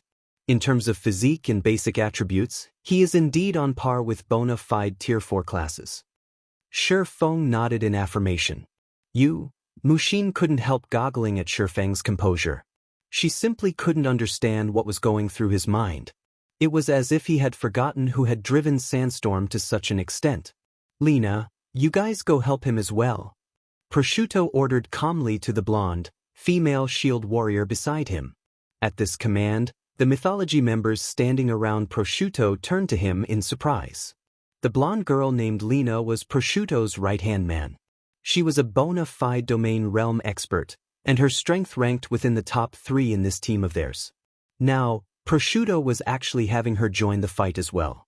Yes, sir. Lina made a respectful bow before joining Sandstorm together with 5 other players behind her. What's going on? What is Prosciutto thinking? Does he think Sandstorm isn't enough to deal with Black Flame? That's not possible, right? That Sandstorm can be considered a Tier 4 monster already. Maybe the others were told to deal with Frost Heaven's members. At this time, everyone in the audience was eyeing Lina's group curiously. Because of the battle array's buff, the 6 all possess strength and defense close to matching mythic monsters. Any of them could easily annihilate a superpower's 1,000-man team.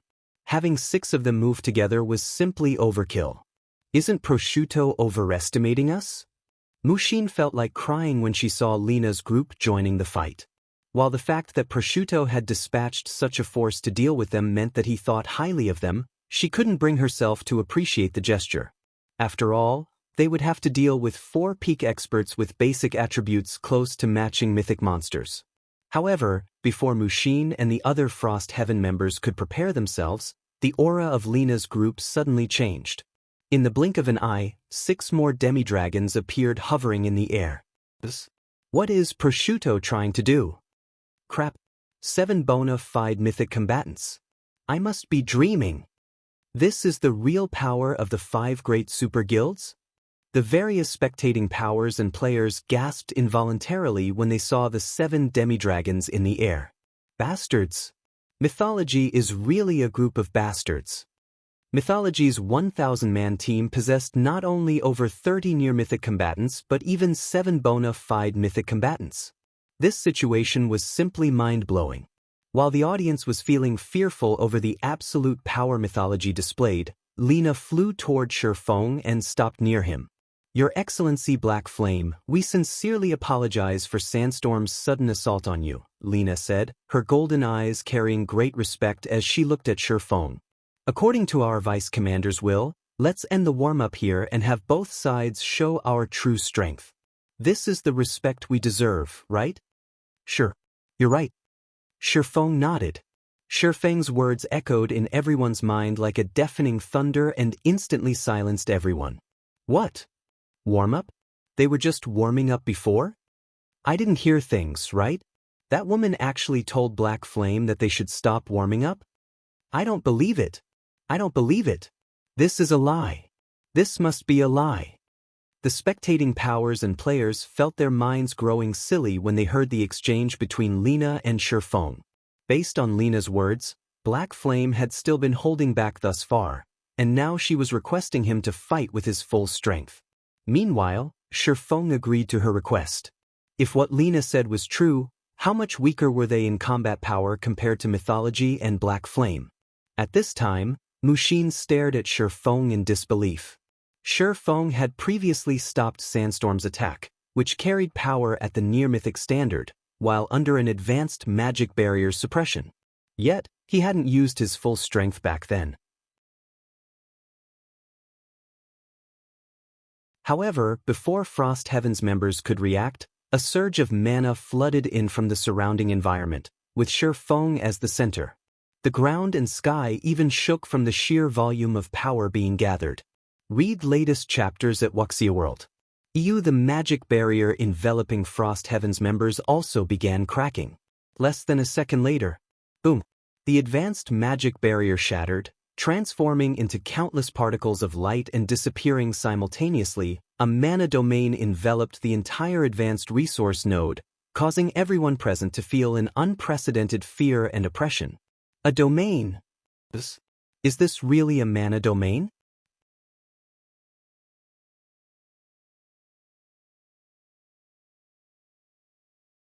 Chapter 27-26, Battle of Monsters with Shi Feng as the center. A dark space with a 1,000-yard radius enveloped the advanced resource node and its surroundings. The mana inside the dark space flowed so rapidly that even ordinary players could sense the flux. The feeling of devastation and oppression this dark space gave off made even the audience in the distant spectator stands fearful. How can such a powerful mana domain exist? Even the mana domain of superior mythics isn't this strong. The advanced magic barrier shattered?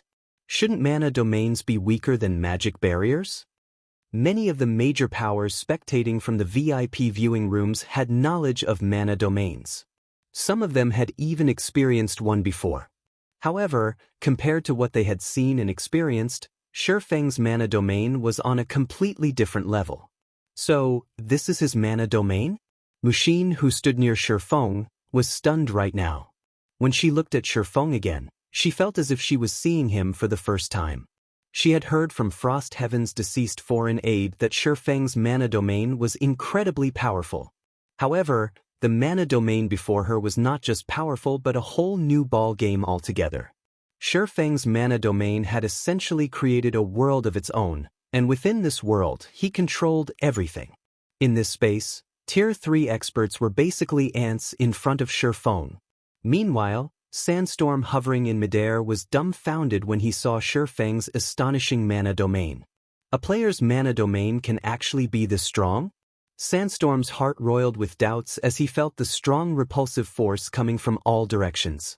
Shi Feng's mana domain was much stronger than that of superior mythics. Even after transforming into his demi-dragon form and gaining a Tier 4 physique and basic attributes, Sandstorm still suffered a significant restriction in his movements. By his estimates, he had lost around 20% of his basic attributes. His reaction speed and movement speed had also fallen by 30%. Now, his overall combat power was barely at the Tier 4 standard. Let's get started then. After glancing at Lina and the other demi-dragons, Shi Feng unsheathed the abyssal blade and vanished. Where did he go? Shi Feng's sudden disappearance confused Frost Heaven's members. He disappeared? At this moment, let alone Frost Heaven's members, even the audience in the spectator stands were stunned. A living human had actually disappeared from their godlike perspective. However, before anyone could react, an explosion suddenly sounded in midair. Boom! The next moment, a black shadow crashed into the ground, the impact creating cracks that extended over 20 yards. The frightening shockwave nearly toppled the nearby Frost Heaven members. What happened? Everyone gaped in shock when they saw the figure on the ground, their eyes wide with disbelief. Without anyone realizing it, Shi Feng had appeared amid the flock of hovering demi-dragons, fresh blood coating his long sword. Meanwhile, the figure on the ground actually belonged to a demi-dragon. At this moment, Not only did this demidragon's armor sport a bone-deep cut, but 1/8 of his HP had vanished. The speed of Shi Feng's attack was simply unheard of. However, compared to the audience and Frost Heaven members, the mythology members spectating the fight were much more surprised by this situation, especially Sandstorm. A hint of confusion lingered in his eyes as he glared at Shi Feng after transforming into our demi-dragon form. With the combat arrays buff, we wouldn't lose even 3% of our HP after taking a direct hit from a mythic monster. How can Black Flame have such great strength? Fear surfaced in Sandstorm's eyes as he analyzed the situation. As demi-dragons, they could be considered bona fide Tier 4 combatants. Yet, even in such a situation, they still were no match for Shi Feng. Sandstorm simply couldn't fathom how much strength Shi Feng had. As expected of the demi-dragon bloodline combined with an advanced combat array's assistance, it'll be difficult to finish one of them quickly. When Shi Feng looked at the demi-dragon on the ground, he was slightly surprised. Although he didn't use any skills or spells in his attack, he wielded a fragmented legendary weapon and wore several fragmented legendary items. In terms of the strength attribute, he already rivaled superior mythics of the same level. This was why he could slay Tier 3 players effortlessly. However, despite having such basic attributes, he had only managed to take away 1/8 of the demidragon's HP with his normal attack. The defense of the demidragon he targeted could rival that of superior mythics. Everyone, don't get entangled with him. His attributes and speed are above ours. All we need to do is deplete his stamina and concentration. Lina commanded calmly and without hesitation. Maintain your distances. Jack, prioritize protecting our healers. He definitely won't last long in a protracted battle. Understood. Lina's command boosted the demidragon's fighting spirit, and they promptly went into action. With Lina taking the lead, 5 demidragons surrounded and attacked Shi Feng. In addition, 1 demidragon oracle stood at the rear, casting defensive spells and buff spells one after another, boosting the other demidragon's attributes. No longer having to worry about taking damage, the 5 demidragons in the vanguard fought Shi Feng desperately, intending to trade blow for blow. Moreover, the 5 of them had excellent coordination, moving as one. For a time, explosions continually shook the earth and sky. Countless afterimages also danced across the sky. The Tier 3 experts in the spectator stands were stupefied. They couldn't tell what was going on at all. They couldn't even tell which afterimage belonged to whom. They only saw some of the brief clashes at best. Of the spectators watching the fight, only those in the VIP viewing rooms could get a clear picture, thanks to the spectator interface's slow-motion mode. The 5 Vanguard demi-dragons perfectly merged their skills, spells, and combat techniques. They also had perfect coordination with one another. When one of them exposed a chink in their defense from clashing with Shi Feng, the others would immediately attack, preventing him from landing a fatal blow. As the clash continued, the expressions of Mushin and the other Frost Heaven members also grew darker.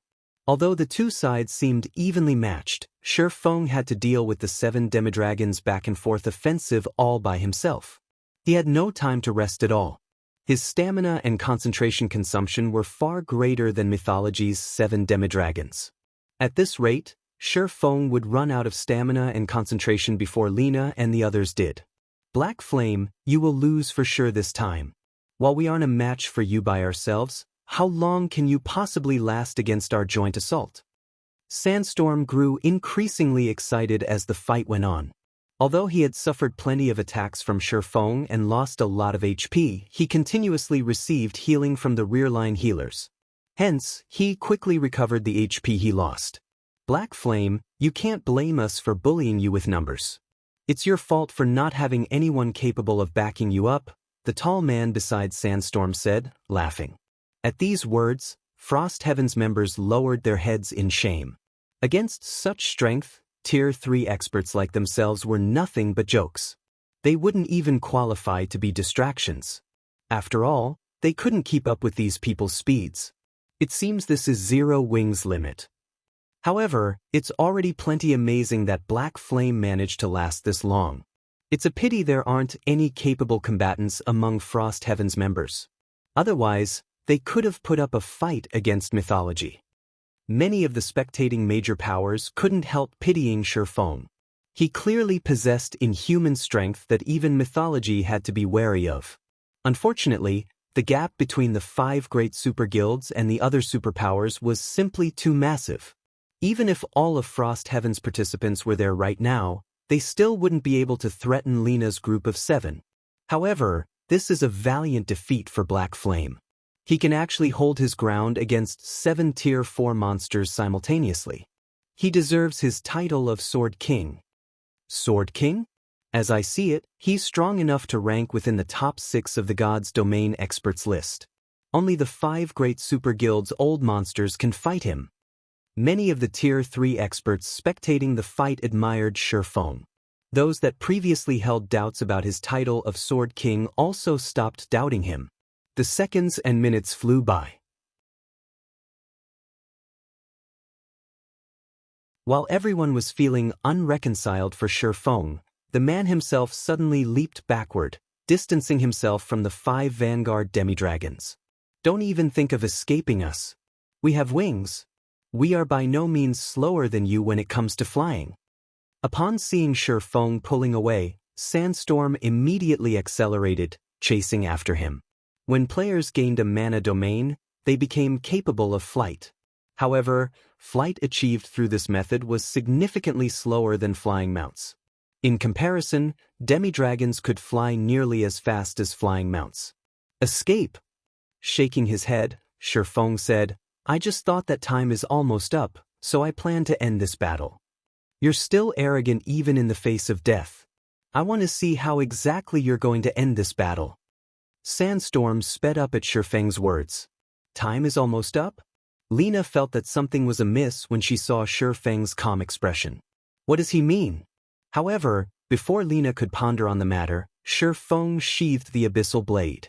Read latest chapters at Wuxia World.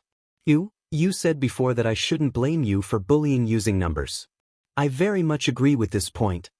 Gazing at Sandstorm and the other demi-dragons, Shi Feng unsheathed the other longsword hung by his waist and said, Now, you shouldn't blame me either, for bullying with numbers. After Shi Feng finished speaking, the twilight blade in his hand suddenly shone brightly, illuminating a radius of several thousand yards. Twilight's shadow. Twilight of the gods. The next moment, 8 physical phantoms split out from Shi Feng's body, every phantom identical to him.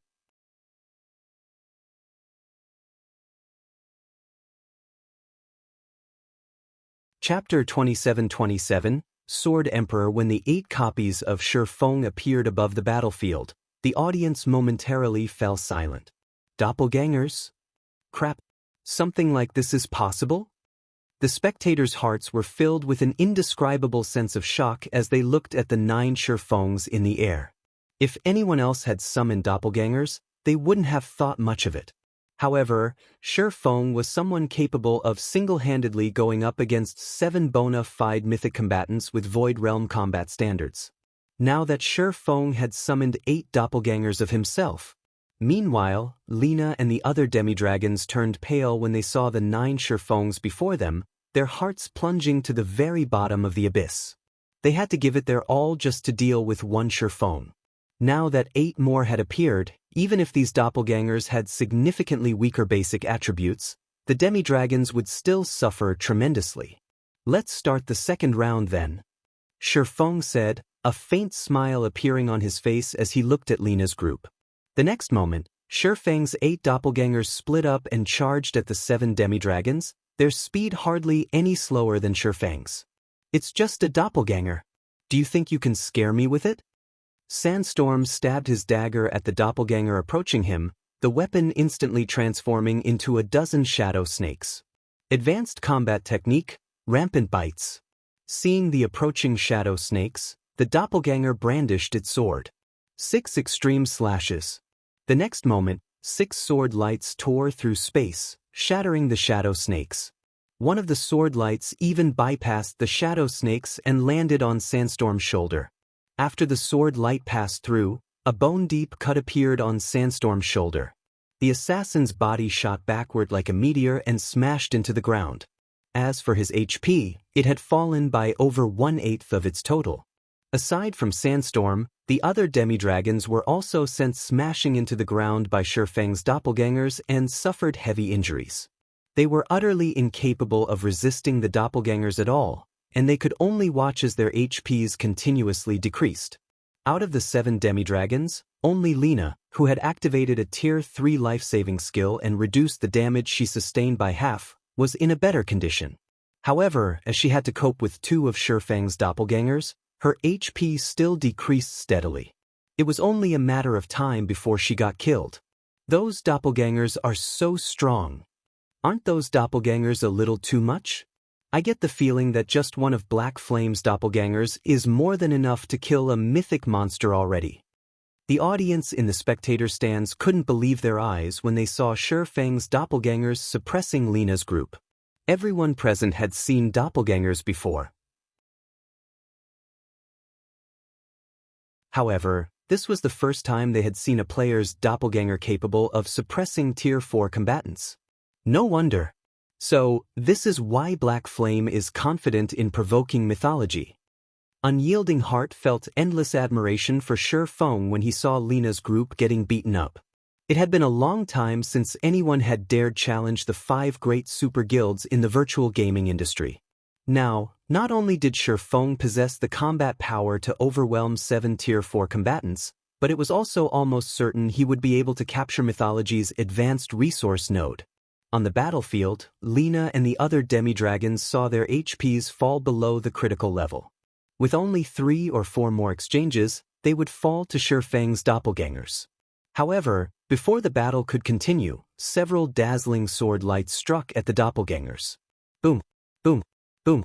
Shi Feng's doppelgangers hurriedly defended against the attacks, the collisions resulting in explosions that created massive spatial rifts. Vice Commander? Lina and the others were ecstatic when they saw the origin of the sword lights. The person that just took action was none other than Prosciutto, the Vice Commander of Mythology's Trump Card Legion. However, Prosciutto's appearance had already undergone a drastic change at this time. Runes had appeared all over his pitch-black armor, and complex magic arrays covered his forehead and eyes. He also exuded a majestic aura reminiscent of a demon god. Even Shi Feng's mana domain couldn't suppress him. A bronze combat array? Shi Feng's eyes were blank with surprise as he looked at Prosciutto's transformation. However, he soon shook his head in denial. A bronze combat array shouldn't be something Tier 3 players can activate. Moreover, it's impossible for bronze combat arrays to make an appearance at this stage of the game. Before Shi Feng could analyze the situation in detail, Prosciutto raised the purple greatsword he wielded and instantly appeared before him. The aura he exuded could make even mythic monsters fearful. No. Impossible. Is he really a Tier 3 player? His aura is stronger than even that of superior mythics. Everyone spectating the fight gasped spontaneously at Prosciutto's astonishing transformation. Mushin, who stood on the battlefield, couldn't help staring at Prosciutto in horror and surprise. She couldn't bring herself to believe this was true. Previously, Lina and the others had already displayed monstrous strength. Mushin never imagined that Prosciutto would be even more monstrous. At this time, Prosciutto could no longer be considered a Tier 3 player. He looked more like a dragon wearing human skin. The terrifying aura he exuded caused the Tier 3 experts present to stumble backward, none of them daring to meet his gaze. The only time Mushin had felt such a terrifying aura was when she faced a Tier 4 dragon. Guild leader Black Flame, you have truly surprised me, Prosciutto said as he observed Shi Feng, his voice full of fighting spirit. You are the first person to have forced me to use this form. As a token of my gratitude, I will be your next opponent. As soon as Prosciutto said so, the audience in the spectator stands cheered inwardly. Crap. Are you kidding me? Even Prosciutto intends to take action. A fight between the formidable Prosciutto and unfathomable Black Flame. This will definitely be the apex fight of God's domain. It's more than just an apex fight. Look how the initial clash between the two already shattered the sky. If the two really fight each other, the entire island might get destroyed. Monsters. These two are real monsters. Just getting the chance to spectate a fight between them is well worth the ticket price. At this time, besides the players on the spectator stands, the various major powers in the VIP viewing rooms were also greatly shocked by Prosciutto's declaration. They immediately had all their members focus their attention on Prosciutto and Shi Feng, as well as record the two's battle. After all, it was normally impossible to collect such information in the outside world. Only in this competition venue would they have the chance to do so. However, after hearing Prosciutto's declaration, Shi Feng abruptly turned away. "Are you two not going to come together?" Shi Feng asked loudly as he looked at the empty sky. Shi Feng's words confused everyone present. Is he talking to himself? Is there something in the sky? Impossible. My screen isn't showing anything there. Black Flame must have seen wrong. However, before anyone could dismiss their doubts, a deep voice suddenly came from the void and echoed throughout the sky. Amazing! As expected of the person Prosciutto and Cold Shadow are interested in. The next moment, a black shadow gradually appeared in the air. When this black shadow revealed itself, everyone saw that it was a white-cloaked man of indiscernible age. Moreover, despite the man clearly standing in midair, it was as if no one could perceive his existence in their mind. Everyone looking at him ignored his existence automatically. Crap, isn't he that existence from mythology? Insane. This is insane. Mythology actually let this person join the competition. Is mythology trying to secure the championship? The players in the spectator stands were unfamiliar with this white-cloaked man. On the other hand, a wave of exclamations swept through the VIP viewing rooms when they saw him. After all, this white-cloaked man was one of the terrifying existences in mythology who had reached the higher domain realm. Nobody knew his true age. The only thing others knew was that this man, called Odin, was one of mythology's 3 grand elders. Even mythology's guild leader had to obey his words. "Sir, why are you here?" Prosciutto put on an indescribably respectful expression the moment he saw the white-cloaked man. It was as if he had just seen a real god. "I only came here to deal with some matters, but it seems that won't be possible now," Odin said before glancing at Shi Feng. He then continued calmly, "Pack up. We're abandoning this advanced resource node. Read latest chapters at Wuxia World." "We're abandoning it?" Prosciutto was stunned. But why? This was the perfect chance for him to eliminate Shi Feng. How could he possibly be willing to give up at a time like this?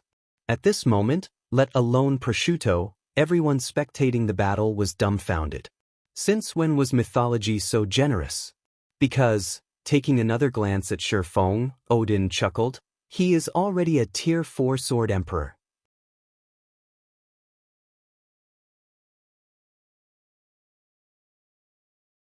Chapter 27-20 Sword Emperors Might, a Sword Emperor?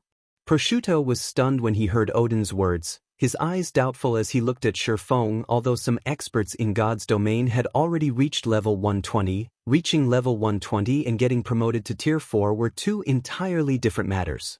Reaching level 120 only meant that a player had met the most basic of requirements for the Tier 4 promotion. According to the various guilds' understanding, players would need to search for their Tier 4 legacy lands after reaching level 120, a truly challenging task. Even the 5 great super guilds would need a lot of time to search for just one legacy land.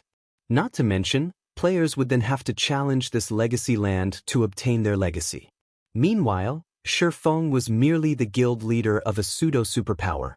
How could he possibly locate a legacy land faster than the various super guilds? A Tier 4 Sword Emperor? No way. It's only recently that some people have reached level 120, yet he's already gotten promoted to Tier 4 Sword Emperor? This is a lie. This must be a lie. That's a Tier 4 class we are talking about. Even the kings of the various kingdoms fear a Tier 4 existence. How can anyone possibly get promoted to Tier 4 so soon? The spectating players had likewise heard Odin's words, and a wave of commotion immediately spread among them, everyone expressing their doubts about Shi Feng's successful promotion to Tier 4. Although Shi Feng had indeed displayed frightening combat power, they still found it possible for a Tier 3 player to do so.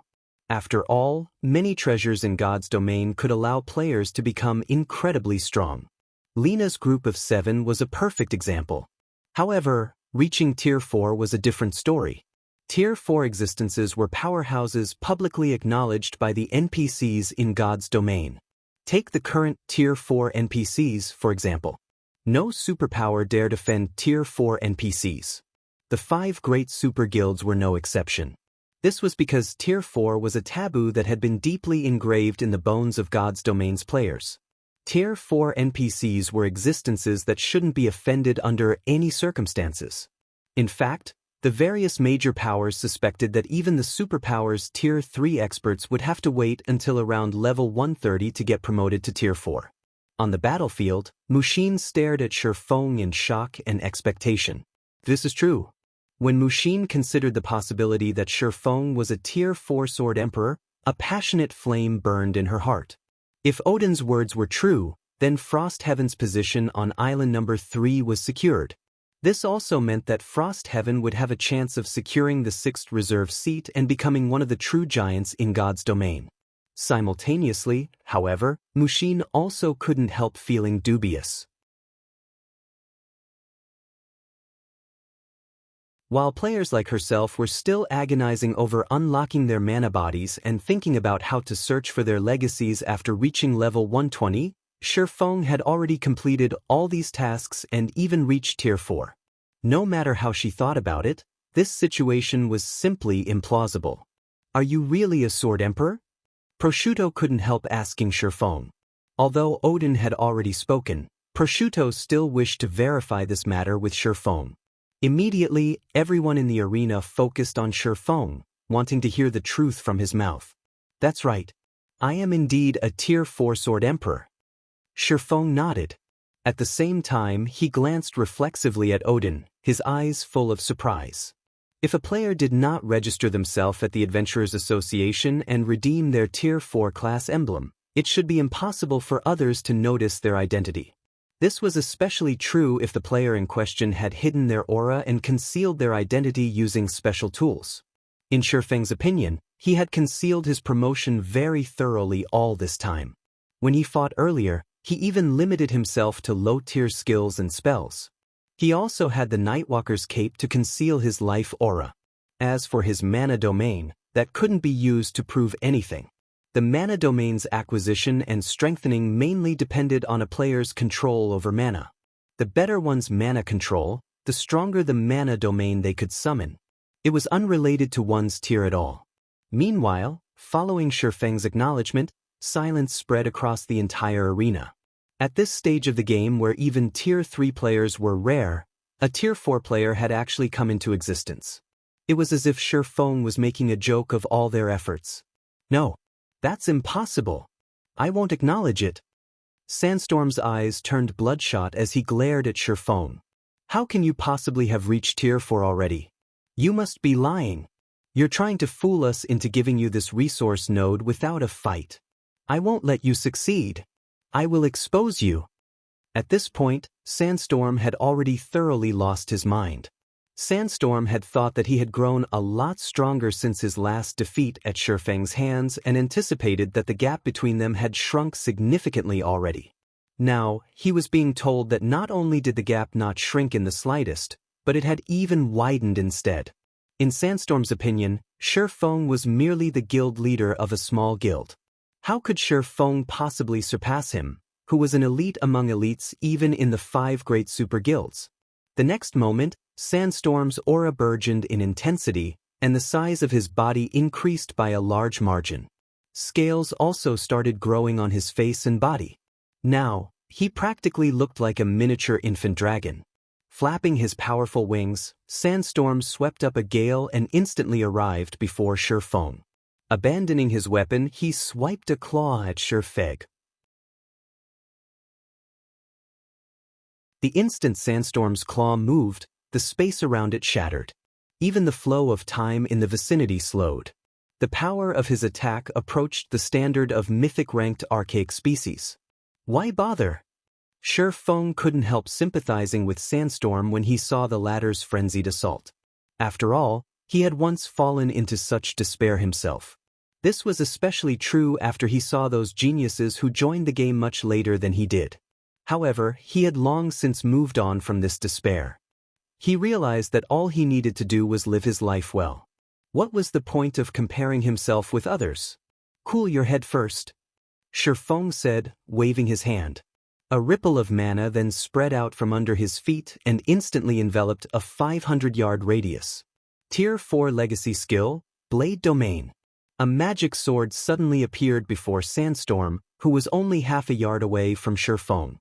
The magic sword then struck the assassin like a streak of lightning. BOT/B-lar. The next moment, an arm flew into the air. In the face of this magic sword, even the sturdy dragon scales were no different from a piece of flimsy paper. Upon seeing his arm flying away, Sandstorm instantly sobered up. He hurriedly activated a Tier 3 defensive skill, increasing his defense by a significant margin and doubling his maximum HP. However, no sooner had Sandstorm used his skill than 7 more magic swords appeared in the air. They then transformed into streaks of light that cut him. Read latest chapters at Wuxia World. Each/plundered 20% of Sandstorm's HP, the 7 swords instantly robbing the assassin of all his HP. The swords also burned his body into ashes, eliminating him from the arena. The entire process might seem long and arduous, but it had taken only an instant in reality. How is this possible? The audience in the spectator stands gaped in shock at this scene. Their minds even froze momentarily. Sandstorm was a demi-dragon that rivaled Tier 4 archaic species in strength. Previously, he still managed to exchange multiple blows with Shi Feng. Yet now, Shi Feng had instantly executed him without even giving him a chance to resist.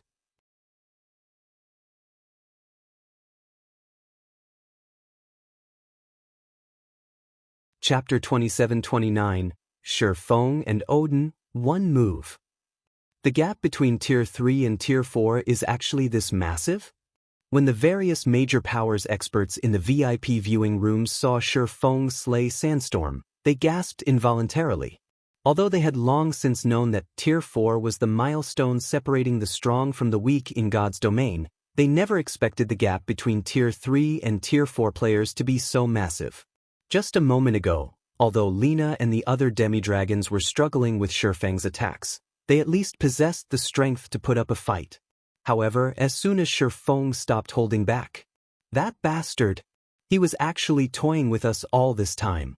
A tall demi-dragon man cursed as he glared at Shi Feng in anger and frustration.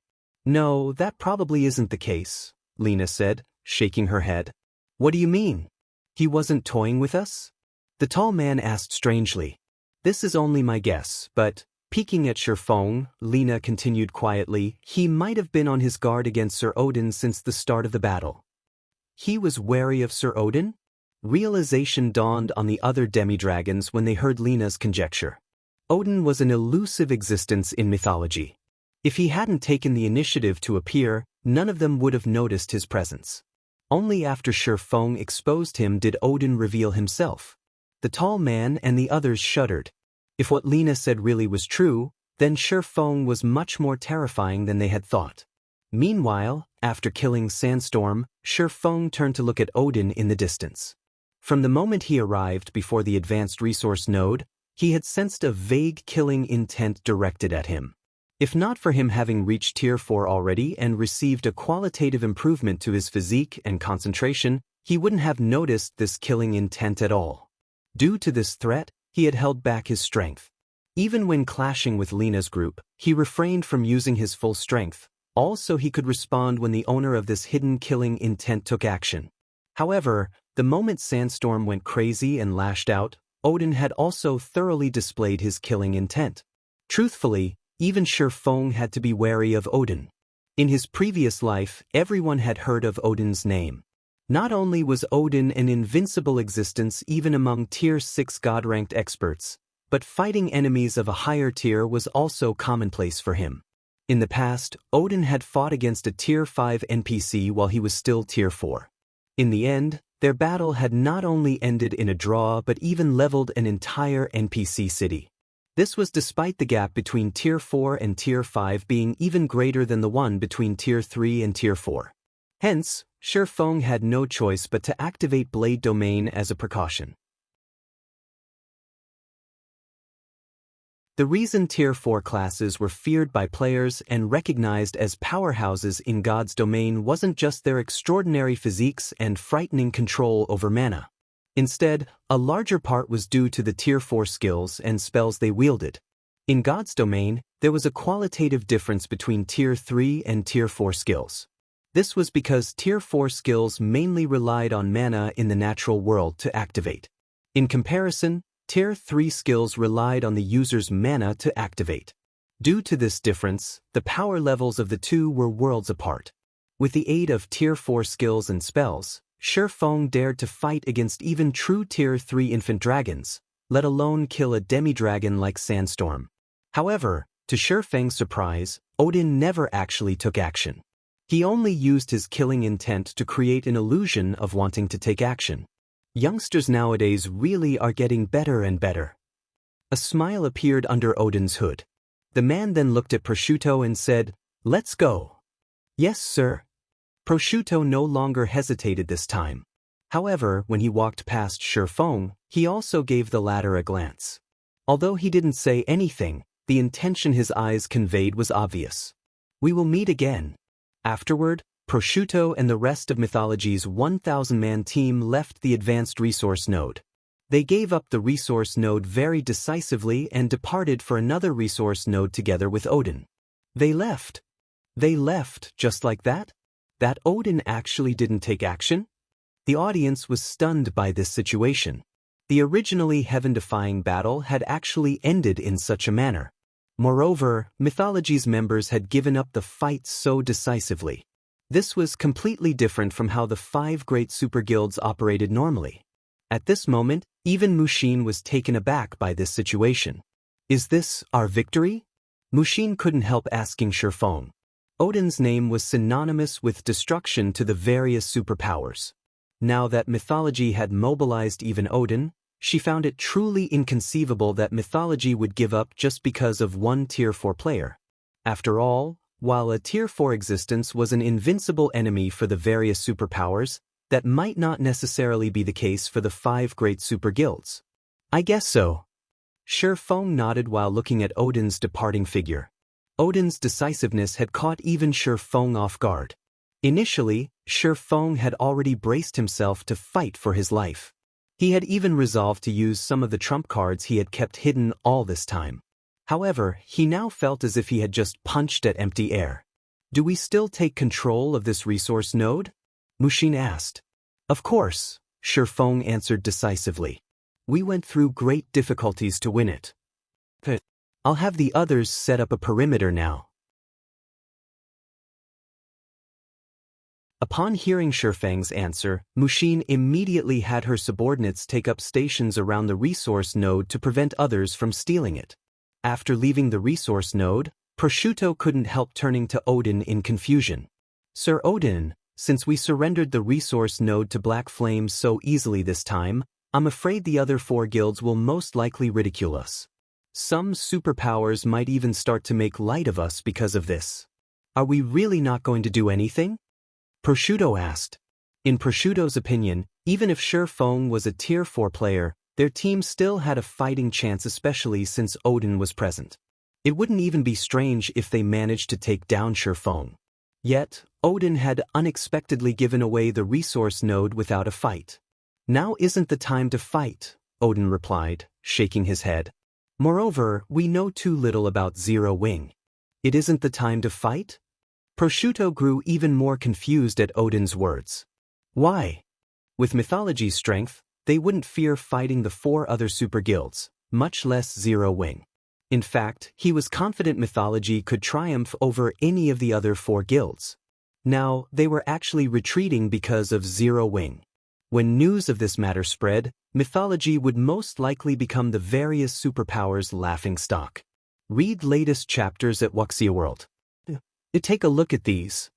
Odin did not grow angry over Prosciutto's doubts. Instead, he forwarded a few videos to Prosciutto before saying, "You'll understand the reason once you finish watching them." How is this possible? Prosciutto was stunned when he saw the videos Odin sent him. This was because every one of these videos depicted a battle at the other resource node's mythology occupied. Moreover, these battles shared a common point: Zero Wings experts took part in them. All of them lost.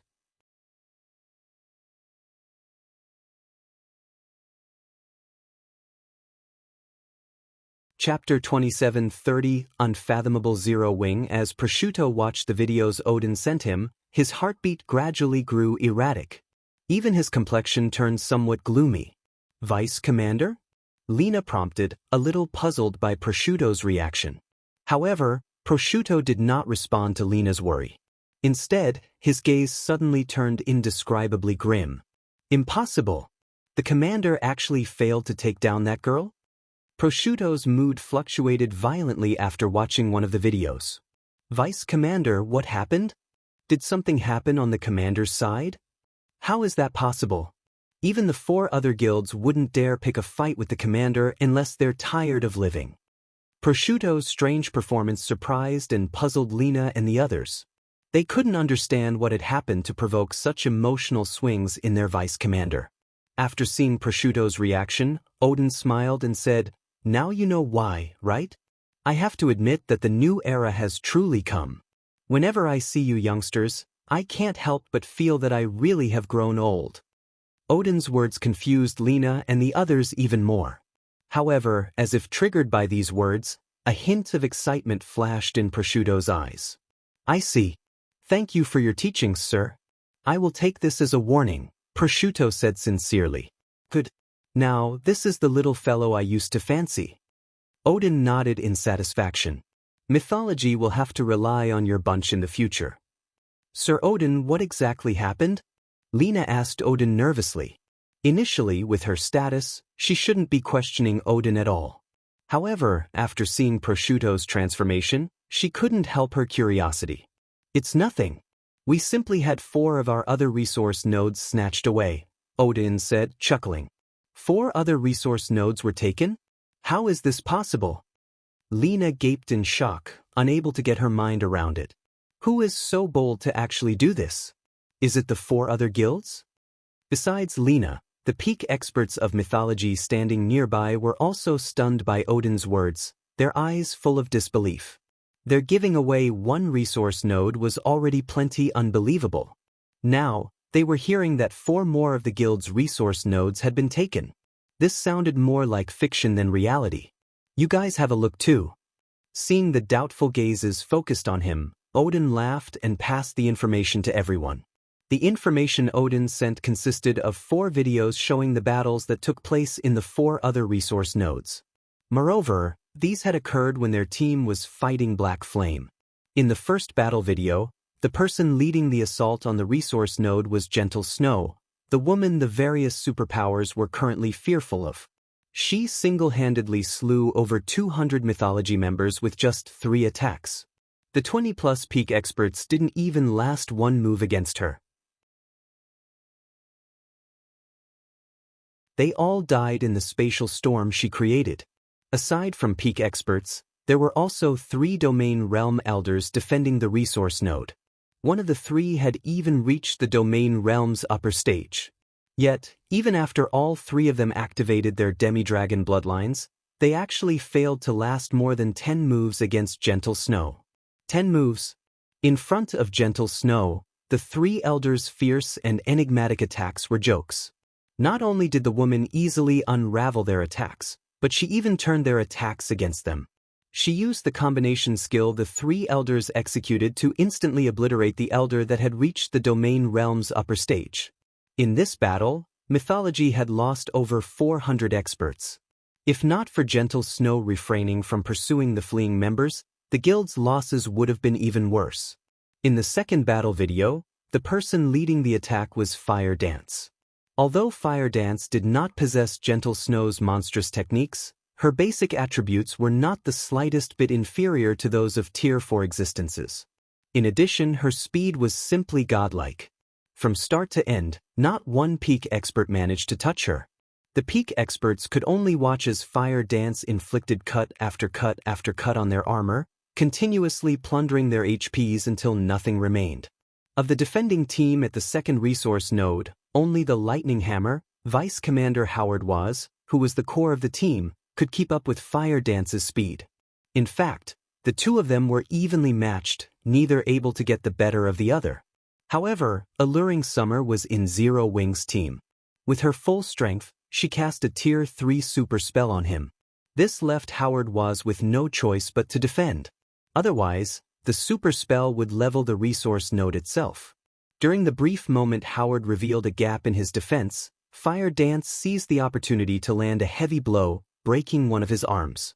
Hence, Howard's combat power plummeted. Subsequently, Zhao Yuer triple cast 3 Tier 3 curses on him, finishing him off. With Howard's death, Zero Wing and Frost Heaven's team, which was originally at a disadvantage, immediately gained the upper hand and eventually captured the resource node. Meanwhile, the battle in the third resource node was even more astonishing. Lina and the others nearly went crazy upon watching it. After all, the third resource node's defender was none other than the divine spear demon Rex, the commander of mythology's trump card legion. Rex was a legendary individual in mythology and someone Vice Commander Prosciutto had never once beaten. Yet, in the third video, Rex was actually evenly matched with a girl. Although this girl's basic attributes were only nearing the Tier 4 standard, her control over mana was superb. Wielding 300+ magic blades, she prevented Rex from gaining the upper hand. In fact, the girl even slaughtered many experts from mythology during their clash. Afterward, Rex grew thoroughly enraged and used the combat array he kept in reserve to try to land a fatal blow on Violet Cloud. However, before this hit could land, a tall man carrying a massive shield blocked it. Subsequently, the battle continued for quite some time. Relying on her nimble movements, Violet Cloud always managed to duck behind Cola's protection at critical moments. While Cola bore the brunt of Rex's attacks, she would also instantly heal Cola back to full HP.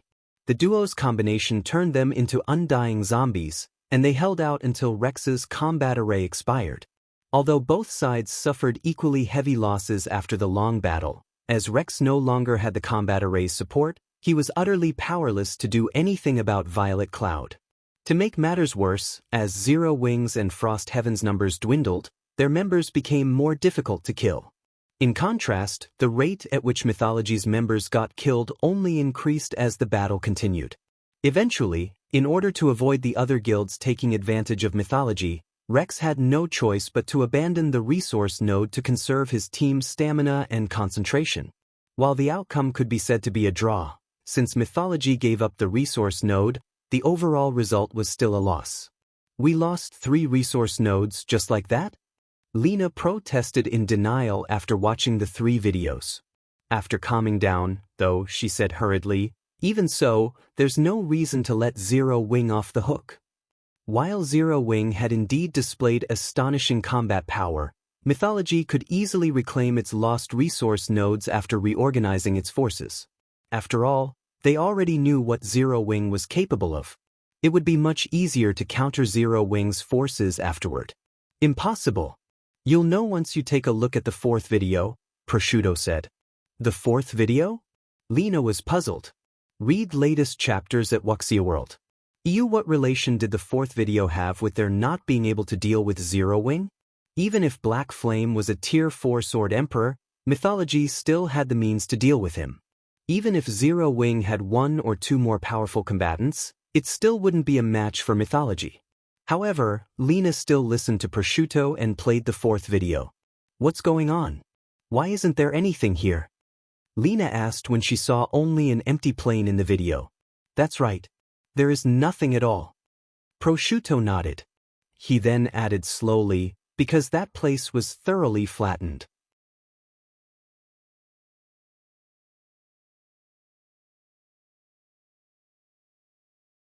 Chapter 2731.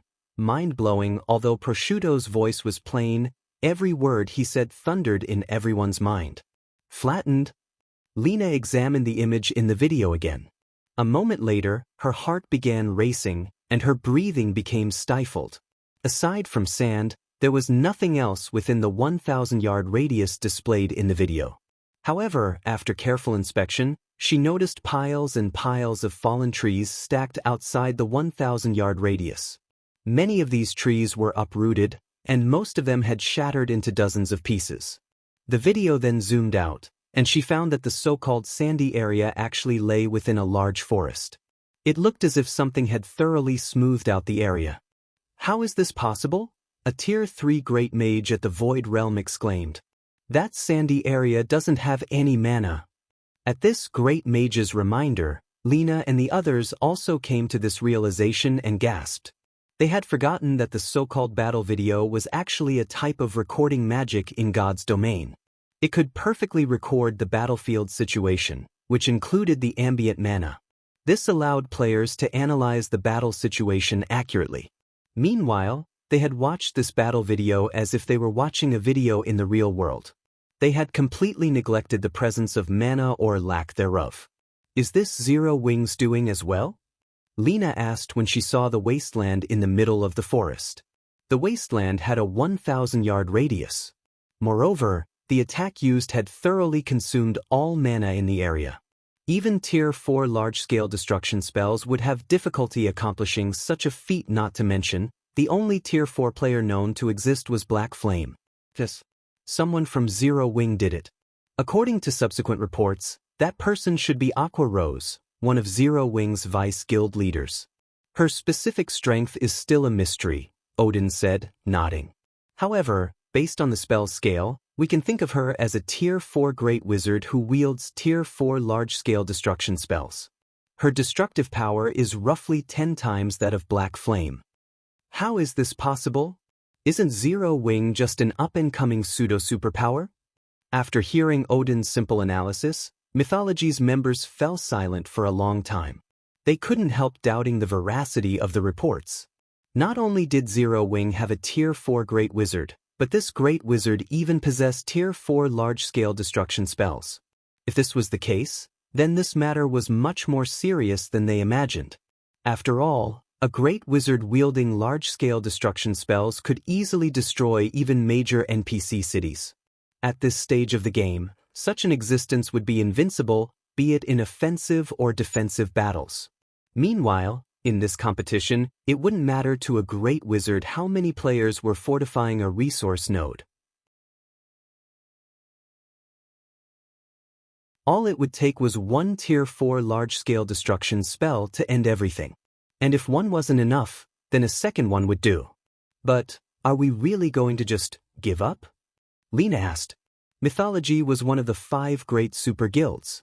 It was sheer humiliation for the guild to get provoked on such a stage. If Mythology didn't do something, the whole world would start to look down on it. Of course not. Odin suddenly smiled. We must settle this account one way or another, but now isn't the time for that yet. Instead, we should learn from Miracle's example. Learn from Miracle? Lina parroted, confused. Beat Taz M/Beat B. Avert/Bean Miracle was merely a slightly above-average superpower. What could Mythology possibly learn from it? Sir Odin is right.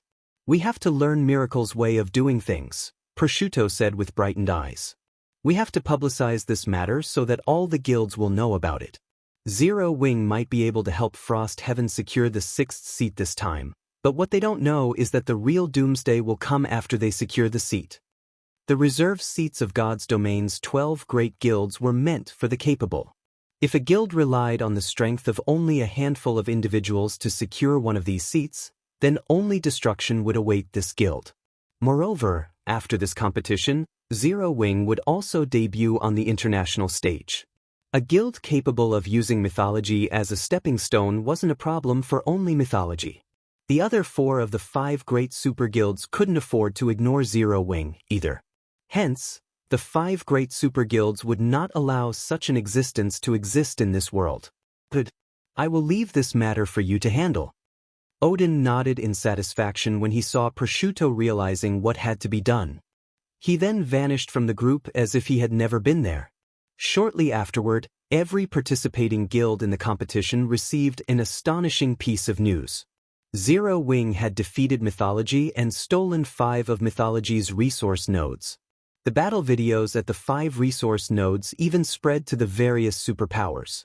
The sight of Black Flame killing Sandstorm in one move, Gentle Snow killing over 30 Tier 3 peak experts in one move, Aqua Rose flattening a resource node with one spell, Violet Cloud forcing the Divine Spear Demon into retreating, and a handful of Zero Wings members killing the Lightning Hammer were thoroughly etched into everyone's mind. After all these accomplishments, Frost Heaven became the biggest dark horse in this competition. The mind-blowing news shook the various participating guilds in the arena. This is fake. This must be fake. Didn't Zero Wings and Frost Heaven's members launch an attack on Mythology only recently? How can the battles be over already? A Tier 4 Great Wizard? How is this possible? The various participating guilds were dumbfounded by the information they received. None of them could accept it. However, it was also impossible for these battle videos to be fake, especially with the frightening strength Mythology displayed. The superpowers despaired at the gap between them. Nevertheless, despite having such overwhelming strength, Mythology still ended up defeated. Moreover, it didn't even lose at the hands of a super guild but to Zero Wing, an up-and-coming pseudo-superpower. Didn't they say Zero Wing doesn't have any background? What exactly is Zero Wing? For a time, the various superpowers were filled with curiosity and confusion about Zero Wing. Despite being a small guild with no backing, Zero Wing had produced a Tier 4 Sword Emperor and a suspected Tier 4 Great Wizard. How could they bring themselves to believe this? As for the players in the spectator stands, they too were stunned by this situation.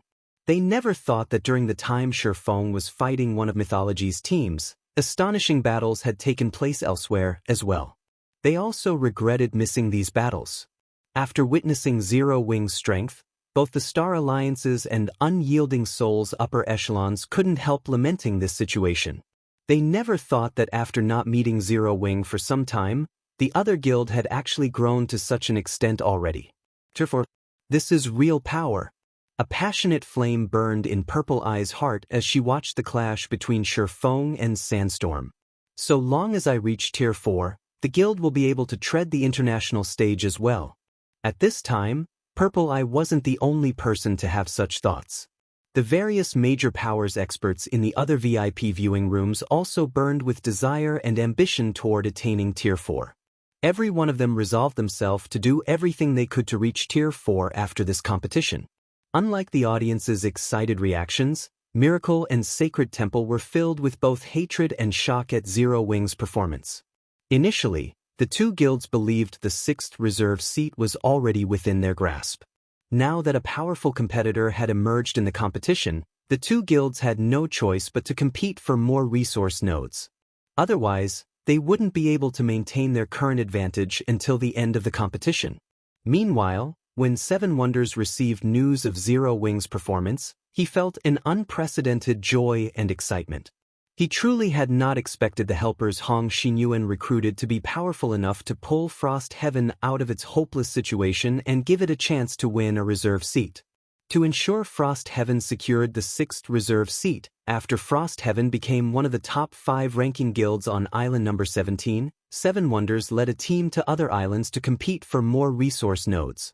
For a time, Miracle, Sacred Temple, and Frost Heaven frantically fought all over the arena. Despite suffering immense casualties, the 3 guilds continued fighting until the bell signaling the end of the competition rang. Meanwhile, after the competition ended, huge holographic screens appeared on top of every island, the screens listing the total points accumulated by the participating guilds one after another. Mythology, 12,610 points. Pantheon, 3,920 points. Skydragon Family, 4,550 points. Netherworld Empire, 13,350 points. Miracle, 5,230 points. Sacred Temple, 5,180 points. As the names of the participating guilds appeared one after another, Frost Heaven's members grew increasingly nervous. The point difference between Miracle, Sacred Temple, and Frost Heaven should be incredibly narrow. In fact, partway through the competition, Shi Feng even had to attack other resource nodes personally and let Frost Heaven's members wear the resource emblem to keep Frost Heaven in the competition. Although there were instances where other guilds had successfully stolen some of Frost Heaven's poorly defended resource nodes, most of these nodes were quickly reclaimed. In addition, Gentle Snow and Aqua Rose also wandered between the various resource nodes to avert the ambushes of other guilds. We must succeed. Mushin also grew incredibly nervous as she looked at the screen. Read latest chapters at Wuxia World. EU Frost Heaven had suffered tremendous losses during this competition. By the end of the competition, Frost Heaven had fewer than 2,000 members left standing. 6 elders, 2 Grand Elders, and Great Elder Brilliant Blue had even fallen in battle. This was a massive blow to the guild. At this time, even Shi Feng couldn't remain perfectly calm. He never expected that Miracle and Sacred Temple would secretly ally with other guilds to attack Frost Heaven's resource nodes, forcing him to rotate continuously between several islands. He had even had Aqua Rose obliterate 11 resource nodes. Only then did they manage to deter the other guilds from stealing Frost Heaven's resource nodes. Now that Zero Wing had exhausted its trump cards and revealed many things to the various superpowers, if Frost Heaven still failed to secure the 6th seat in this competition, then Zero Wing would have a thorny road ahead of the next moment. After more than 20 guilds were listed on the screen, Frost Heaven's name finally appeared. Frost Heaven, 5,260 points. You're tuning in to the Wang Lin's Journey YouTube channel. Don't forget to subscribe and join us on this journey to catch the most captivating stories.